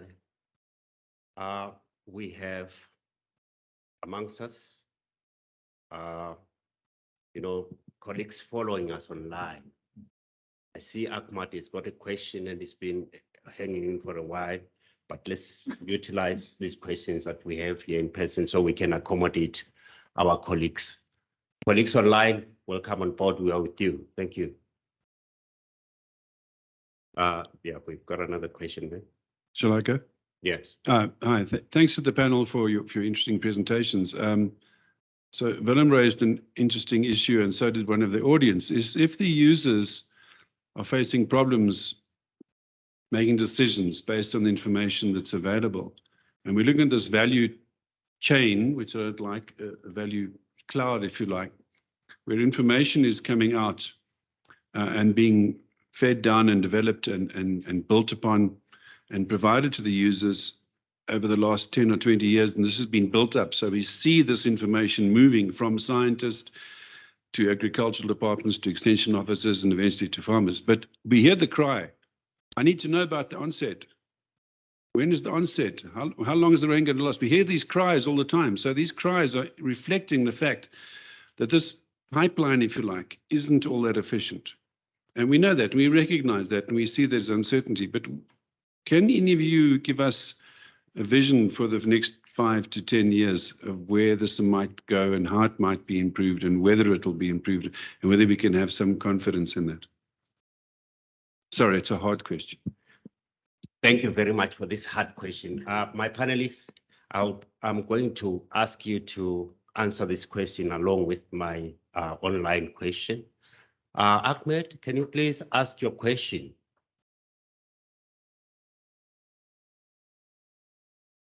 Morning, can you hear us?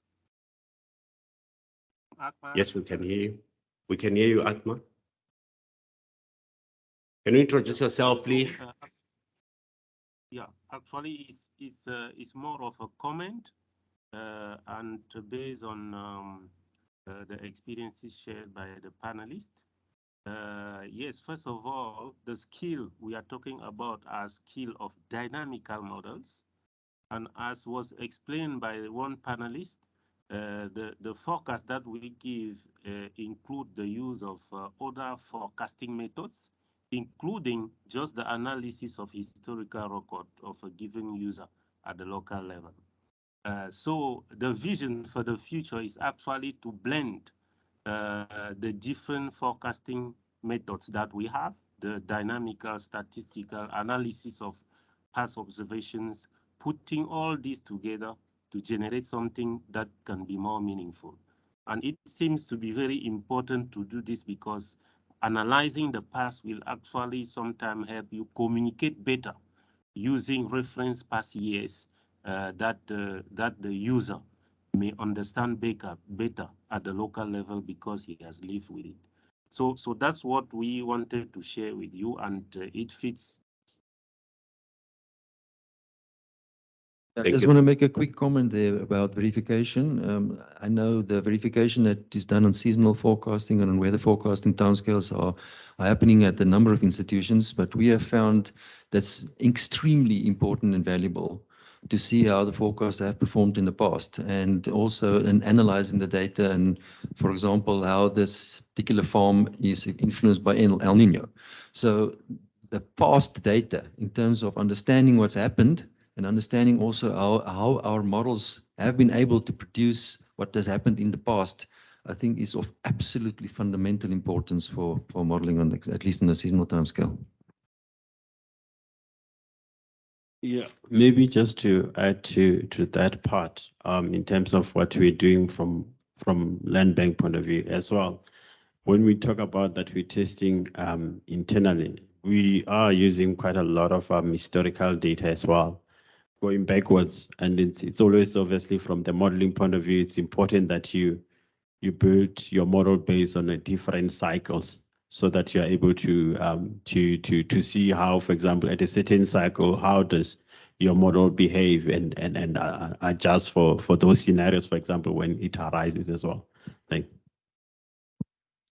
Thank you very much. We still have a very, very important hot question from Dr. Muedi in the host community. Dr. Muedi, please introduce yourself and ask your question. Thank you. Yeah, thank you. It's a bit cold in Potchefstroom. I'm not sure how hot will my question be. But otherwise, I'm Hangwani Muedi from the Northwest Department of Agriculture. And my question is a short one directed to Michael. He mentioned that they have prediction models even to a point of determining the moisture content in the soil for about 3 days to come. So I just wanted to find out as to how accessible is that data or that information to the farmers, more especially emerging farmers, because in the province, particularly the Dr. Rus Komotsi Mompati district and Nakamudiri Mulema, we have situations where the boreholes that used to produce adequate amounts of water in the previous few years are running dry, and that leads the farmers to actually now opt for dryland production. So I think that kind of data that you discussed or spoke about would be very useful to such farmers. But basically the question is how easily accessible is that information, because it would be very useful for the farmers. Thank you. Sure. Yeah. Thank you for asking a very important question. I think that's currently we busy operationalizing the product, and we are still also doing the validation and verification of the model outputs. But and it's not point based or like on a small farm scale. It's a spatial scale which is 10 by 10 kilometers grid.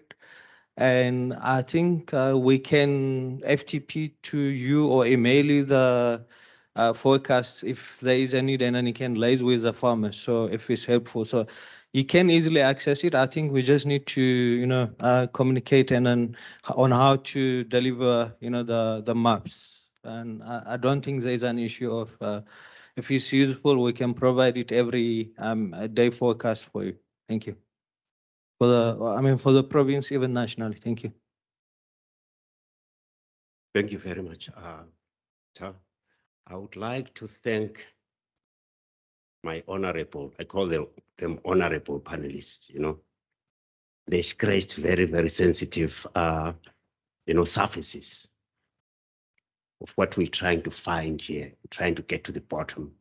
Unfortunately, because of time limitations and, the way the program is packed, some of these issues that you may have burning as questions, I would like you to please direct them online. We will find a way to build them in the next coming sessions that are very relevant to this. But you are also welcome to, engage with our panelists, because this is about networking. This is about stakeholder, building and empowerment. Especially, I'm talking about our virtual participants in the Northwest. My panelists, thank you very much for your inspired insights. And audience, thank you very much for behaving very well. Thank you.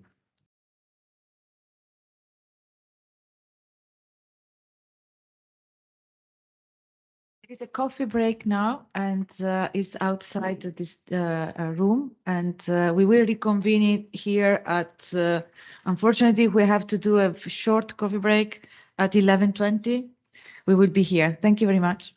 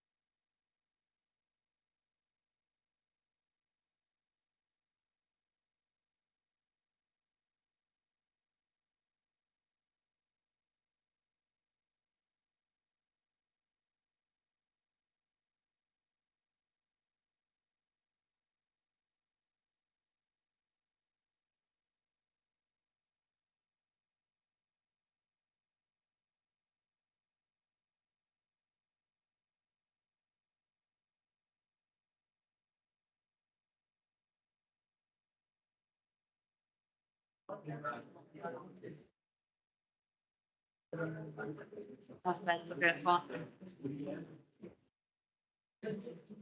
Sì, sì.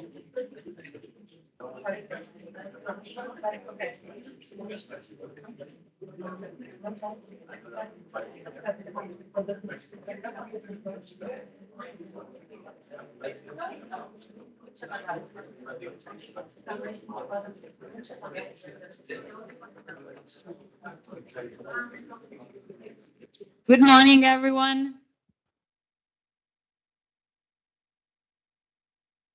A few more people outdoor. Thanks, Sarah, for reconvening them.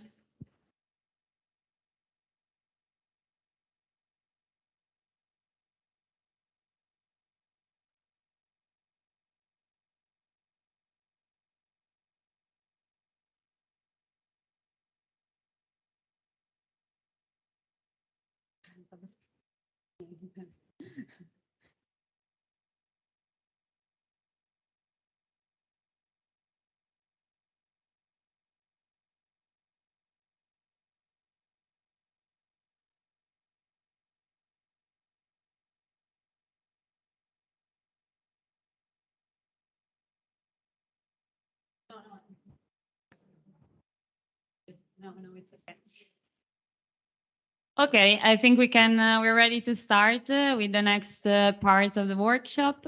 So my name is Ilaria Vigo. I'm environmental economist at the Barcelona Supercomputing Center. And I'm now here just to introduce you to a presentation on the importance of agriculture in the Northwest Province, and some example. Our speakers also will bring some example of adaptation practices in the area. So I would like to introduce you to Diketso Mace. If you want to start coming towards the mic. So let's welcome him. He's a senior manager director at the Department of Agriculture, Land Reform and Rural Development. He's responsible for the program Land Development Support, which focuses on providing comprehensive support for commercialization of smallholder farmers. He has extensive experience in the field of farmer support and development. And his areas of expertise of study he holds a bachelor in animal production from the Northwest University, honors in agricultural economics at the University of Pretoria, and a master in sustainable agriculture from the University of Free State. So thank you for joining us today. I'll leave you the stage, and thanks.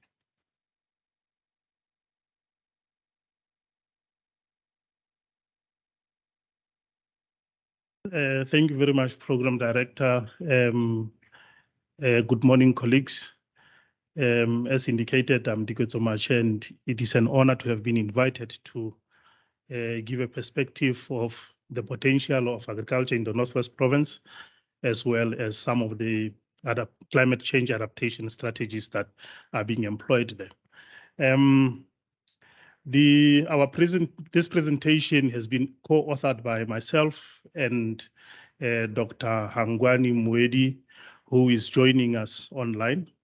And Dr. Mwedi is with the Provincial Department of Agriculture and Rural Development, and myself, I'm with the National Department, that is Department of Agriculture, Land Reform and Rural Development.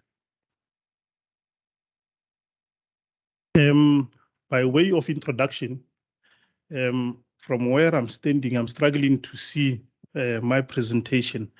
But anyway, let me continue. By way of introduction, agriculture contributes only about 2% to the gross domestic product of the country, and it is seen as an important engine for the growth of the rest of the economy because of its backwards and forward leakages. Agriculture has been identified as one of the key sectors that can contribute towards the greening of the South African economy. However, it is threatened by the changing climatic conditions, as it was discussed also this morning. The Northwest Province is predominantly a rural province with about 60% of our population living in rural areas. Let's continue.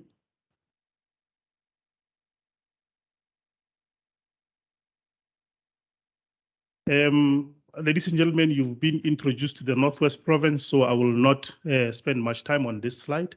The 4 districts, as indicated, are Bujanala, Dr. Ruth Homutsi Mompati Ngakamudiri Molema, as well as Dr. Kenneth Kaunda.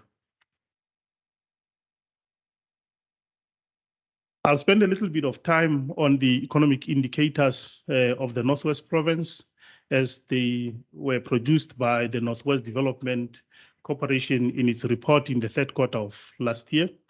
They indicate that Northwest, we occupy about 8% of the land area of South Africa at around 104,000 square kilometers, with Dr. Ruth Homutsi Mompati being the largest district and Dr. Kenneth Kaunda being the smallest at first 14.6 thousand square kilometers.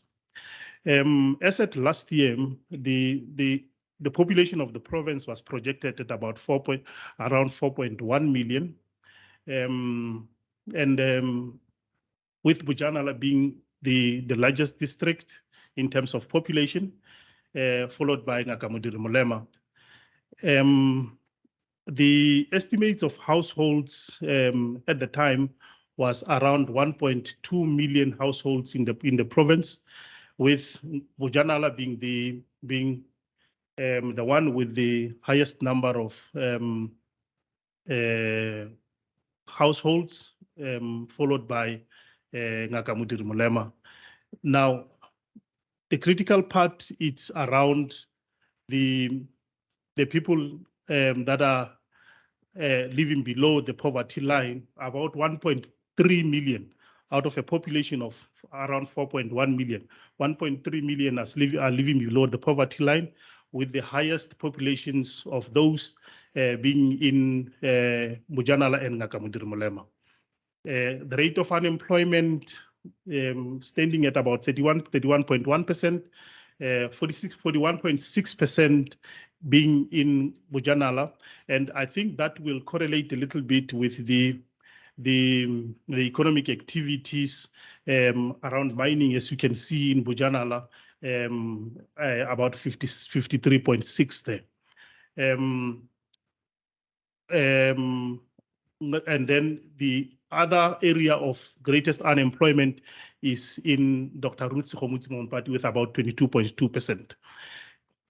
And this is the share of agriculture shows that Bujanala is the least in terms of gross value add of agriculture, but the greatest contributor is Dr. Ruth Homutsi Mompati, where we have the largest activity in agricultural production.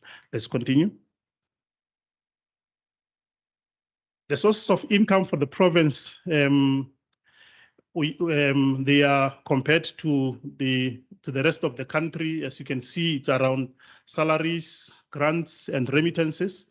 In the past year, we've seen a decrease of around 4.5% in households that are getting their income from salaries. One can attribute this in part to the impact of the COVID and the struggles that we had as a country at that particular time. And we saw with the stimulus package that was introduced by government an increase in the households that are below that are benefiting from grants and a reduction in terms of remittances. Let's continue. Yes, please. This works. This will work better. Thank you. Now, we indicated that about 1.2 million households are involved in agriculture, and we have about 1.2 million households in the Northwest. about 10.4% of those households in 2020 were involved in agriculture, just a slight increase from the 2019 of 1.3%. I think this in part was as a result of the stimulus package also that was introduced by the Department of Agriculture, Land Reform and Rural Development. Quickly, let me go through the state of food security. It is generally accepted in the country that we are a food secure country at a national level, but due to a combination of what we produce in the country and what we import.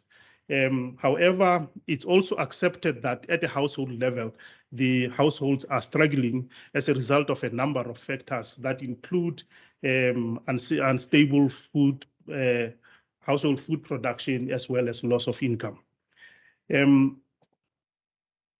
From statistics, we managed to find out that the country has ample reserves of maize to the point that we will be able to supply to the neighboring countries, which was underpinned by the favorable weather conditions as has been indicated. And the key drivers of food insecurities are unemployment and food security. Now, going to the Northwest, reflecting on access to food. As you can see, the number of households that are severely affected by food access in being inadequate are about 21.9%. This is a real scary figure, and it's one that needs serious attention. About 13.8% of households in the Northwest are reporting that they are food inadequate. Now, the agricultural potential of the province. We moving? Okay. The agricultural potential of the province. On the western side, that is Dr. Ruth Sekgomotsi Mompati district. This used to be called the Texas of South Africa. That's where most of the beef production takes place. And what we're seeing in that space is that there is consolidation of some of the good beef farms into game farming. And we also experiencing that farmers, a number of years ago, we did a geohydrological survey of the Kagiso Molopo area, and we found that farmers are really struggling with underground water, where the recharge is the recharge is very low. The yield of boreholes also is very low. Towards the western side of that district, we have the down irrigation area, where there's great deal of potential, which I'll talk to later. In Ngakamudiri Mulema, I'm trying to run through this as quickly as possible so that I can stay within my time frame. The Ngakamudiri Mulema district is considered part of the Maize Triangle. Within that district as well, you have good grain storage facilities. And to the north of that district, there is a growth in game farming. In the Bojanala district, it's a good district where we have horticulture farming, and we've seen some real growth in citrus exports. And that corridor from Brest towards Rustenburg, that is where most of the growth is taking place within the horticulture space. This district is also good for livestock, poultry, and some game farming. The yellowish areas there depict the game farming that's taking place in there. Dr. Kenneth Kaunda, you have grain production. I think it's part of the Maize Triangle as well. Very competitive with poultry and pigs. Quickly, the Department of Agriculture, Land Reform and Rural Development has been working on the Agriculture and Agro-Processing Master Plan. And for the purpose of this workshop, one of its vision covers the issues of low carbon and sustainable agriculture. They have specific objectives. These specific objectives, they look at addressing issues of food security, creating an effective farmer support system, as well as enhance resilience to the effects of climate change and promote sustainable management of natural resources. Therefore, that agricultural and agro-processing master plan has indicates that farmers are divided into categories. We have about 2.3 million farmers who are within the category of subsistence farmers. These are farmers with limited skills and no resources, and they make somewhere between 0 and 50,000 rands as an annual turnover. Another category, smallholder farmers, about 300,000 of them in the country, who are making that annual turnover of between 50,000 and 1 million. Medium scale farmers, these are called distressed farmers. And I suppose to a great extent, the product that's going to come out of this workshop will try to a great extent to address this area. These are farmers who are making somewhere between 1 rand and 1 million to about 10 million. These are farmers with potential for commercial viability, but are lacking markets, technical and debt resolution support. There are a number of challenges that these farmers are facing within the land, equipment, and water use. We found that a number of studies that have been conducted revealed that about 86% of farms that have gone into the land reform space, some of them were transferred without water rights. This is a critical right to get this farmer to a commercial level. About 82% of farming takes place within the smallholder farming area. About 82% of those are farming within state land. State land here is referred to as farms that have been acquired by the state, as well as your communal areas. And you will see the impact of this farming when I go talk to some of the grazing capacity maps that I'll share with you a bit later. Within the market space, there are a number of challenges, and just to point out one, about 10%, the NAMEX, the statutory survey from NAMEC indicates that 10% of commercial output only 10% comes from black farmers. Now, it did the agricultural and agro processing master plan, did a ranking of production in the country. And I want to with specific now focus on the Northwest Province. Within the livestock space, we are #1 in terms of broiler production. And a little bit sad for me, we are ranked #3 and number 4 within the cattle and goats space, because that's my area of passion. Within the field crop space, we are #1 groundnuts producers. Thank you very much. Within horticulture, we are very good with your root crop production, your beetroot and onions. I have mapped the agricultural commodities in the province, and due to time, I'll just to a great extent I've referred to them with the previous slides.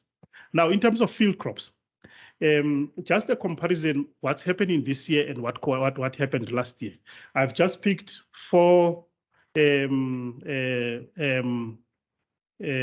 crops: sunflower, soya, maize, and yellow maize. You can see that there is generally an increase in the hectareages that have been planted with sunflower, which probably suggests that there's opportunities for growth there. And if that's the case, then and understanding what's happening in the rest of the world and the challenges that emanate from the conflict in Europe and its impact on the usage of sunflower, we stand a very good position as a province. Horticulture. there's room for growth in horticulture, and it has been indicated that horticulture has experienced the fastest growth in the sector, and there's room for export. And in the Northwest, we can attest to that as well. However, the challenge within this space is that this horticulture occurs around areas where you have irrigation facilities, and the BFAP established that there's been some decline in the maintenance of irrigation infrastructure. The livestock numbers, I just want to indicate, let me quickly go to this slide. I was going to share the statistics, but in the interest of time, let me pass. I want to indicate that the beef sector, it's been said to be a sleeping giant because about 40% of the herd is managed by small farmers who are producing within informal production systems, and there's room for growth.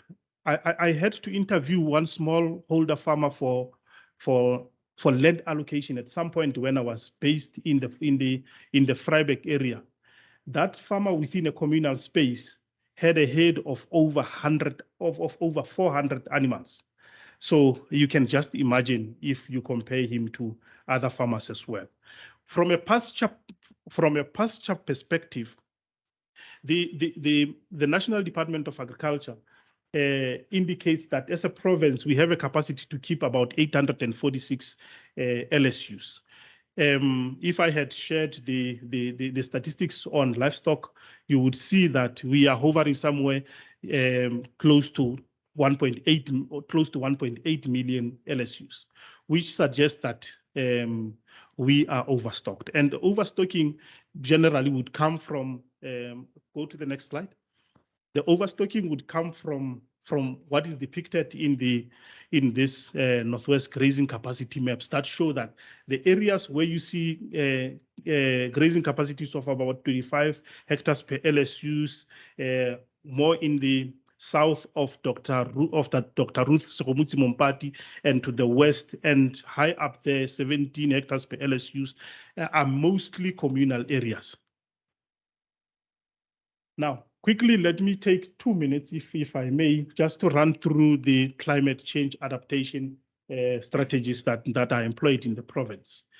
By way of introduction, we admit that and agree with a citation that says livestock in the near future will be more sensitive to heat compared to crop production, and there should be some areas of diversification with crop production techniques.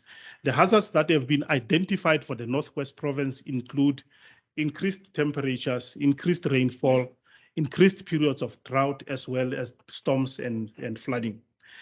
I won't go through this map that depicts the temperature changes, because I believe in this forum there's sufficient capacity and expert opinions with regard to this area. But to the western side of the province, it shows that in the long term, really, we are going to suffer. And that is the area where livestock production is taking place. Areas of rainfall predictability have been addressed in this workshop.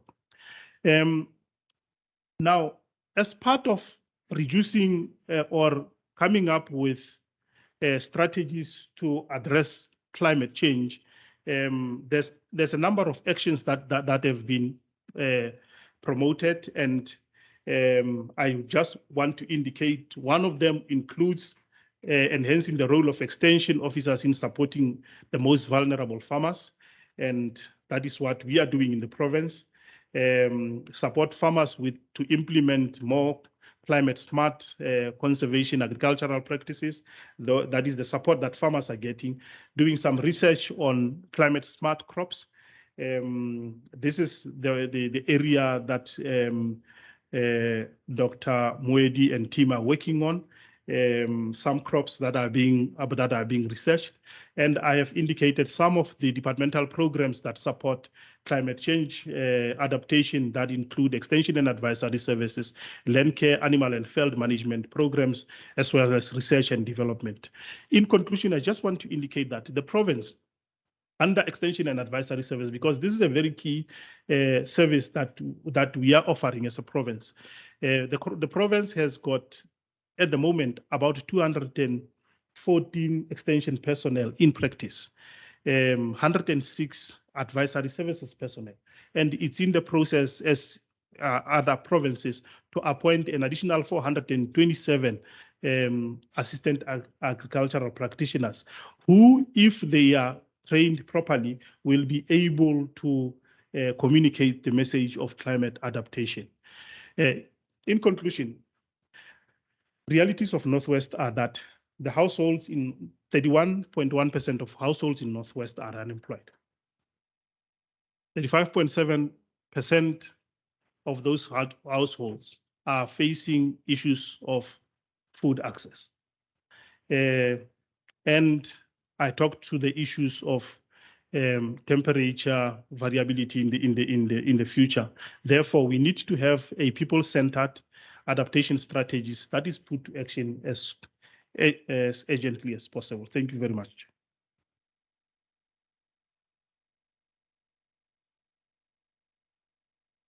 Thank you very much, Dr. Mace, for the introduction. So detailed introduction on the province. It was very helpful also for those of us that have never been there. It felt almost like being there at some point. We learned about the economy, about the adaptation initiatives that you have. And also, I think it's a very important introduction to the discussion that we're having today. So we can see how the Focus Africa project can support also, and it can feed in these initiatives. So great, thank you a lot. If there are any questions, do we have time for questions? Also, Marcello? Okay. I think you can stay here because you don't have the mic. Oh, okay.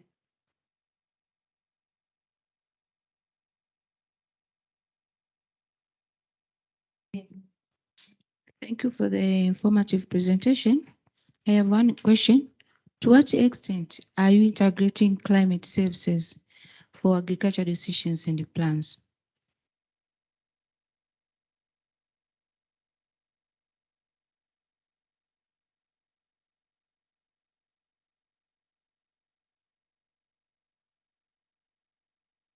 You want to take more questions? If there are, so that I can just respond to all of them. Okay. You need to, if you don't mind, because they cannot see you on camera.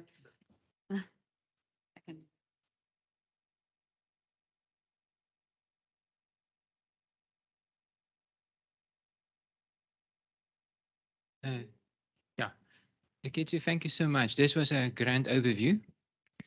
And I would just like to pick up on this very last slide you've shown.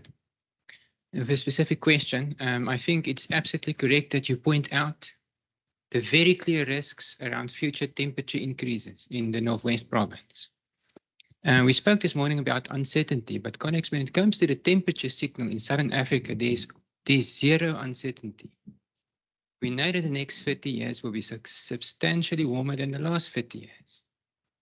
We know that the Northwest province and Limpopo and much of the interior will experience unprecedented heat waves in terms of intensity and duration. Over the next 50 years compared to the last 50 years, I would say in the next 10 years, we are likely to experience unprecedented heat impacts in Northwest. And the IPCC would say that's virtually certain. So it's absolutely correct that we start to prepare for this type of risk. On top of that, it's likely that the province will become drier. So then we are in real deep trouble in Northwest. If the system that is already dry and warm becomes much warmer and likely drier. Now I know it's maybe a little bit out of your responsibilities in the department, but what about the statistics you've shown about unemployment in the province? And we know, of course, our people can also often live in informal housing. what is the larger government in Northwest thinking in terms of adaptation when it comes to the health of people? During heat waves, for example, outdoor workers, and then also people living in informal settlements where, of course, there's no air conditioning, there's often not cool water. How prepared would you say are we for health impacts purely from heat in Northwest Province?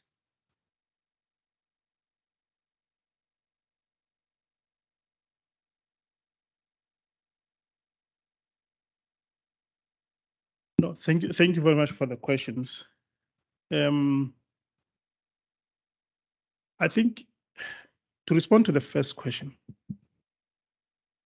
and having served in a number of decision-making structures, I don't think that we are sufficiently integrating the climate risk into decision-making, at least at the level of government.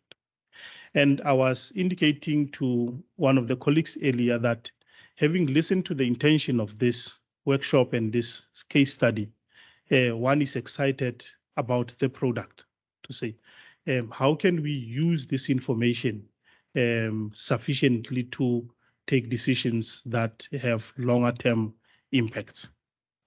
So from where I'm standing, I don't think we're doing sufficient with regard to integrating climate change information in decision making. I must say that and admit that I'm a novice when it comes to the climate discussion environment. And as the little bit of information that one has really is within the space of agriculture. And I'm a bit limited in responding to the impact that it will have on the health environment. But I think it's one area that can be looked at, and the proper people with the right kind of understanding of what's happening in that space respond to that. Unfortunately, I'm a bit limited in that space. Thank you. Yeah. Okay.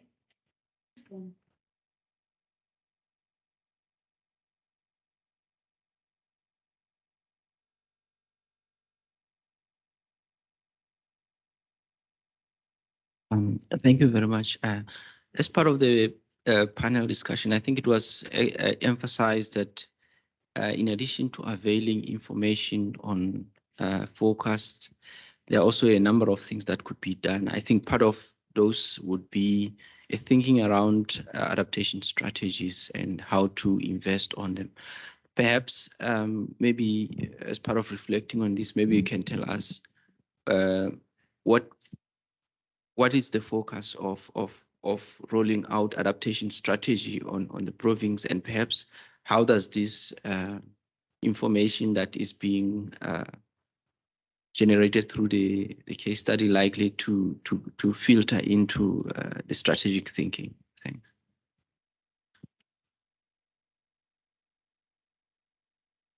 Okay. Thank you, Ilaria. I'm not sure if you touched on this, but do you have an idea of the proportion of women that are involved in agriculture in the province? Thanks.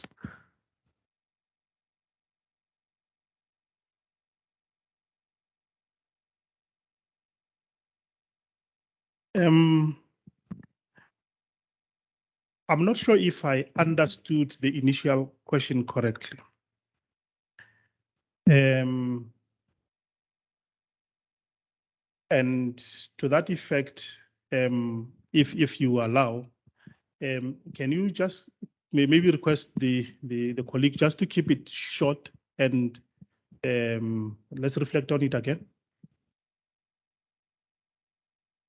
Yeah, I think the interest was to get the relevance of the the information that is generated through the case study on the strategic thinking on adaptation strategy. Oh. Thanks. I think the Northwest is quite keen to integrate some of these industry best practices, because if you look at even the annual performance plan of the Department of Agriculture and Rural Development, it touches on issues of climate smart agriculture and research that can be done to address issues of climate change. I think if the information can be packaged properly and being sufficiently workshopped, so that as we craft the departmental strategies, we are able to incorporate it properly. I think if that can be done, it will find expression within that space. I don't have the actual statistics in terms of the number of women that are involved in agriculture, but there is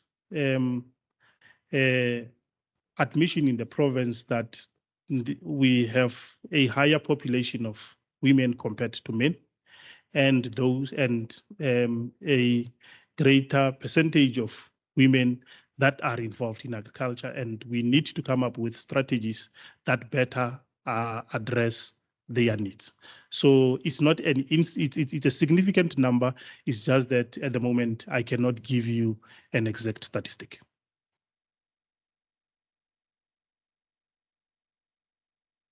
Thank you very much. And on your comments on the tailoring, that's why we're here on a participative workshop to try to see how we can best tailor our services to the user needs. So in this case, also, we are focusing exactly on the province. I'm glad that you came here with us today, and I hope you will enjoy the rest of the discussion with us.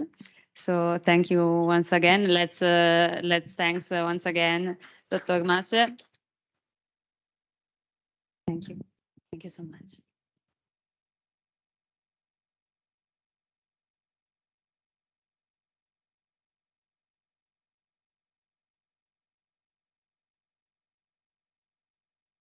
So I want to thank you also all the speakers that talked so far to kickstart that has kickstarted the conversations today. And now we are entering. So I don't know if the presentation is coming. Anyway, we are entering the most interactive part of the workshop. So now you may be thinking, how can I contribute to this? So from what we've seen so far, it looks like that from the presenter, we have got everything planned and running, but yeah, sure. But the core of our activities in the Focus Africa project is the co-production. So as you can see in this figure, that's which I like very much from my colleague Dragana sitting down there. Here it shows the typical phases of the co-production of a climate service.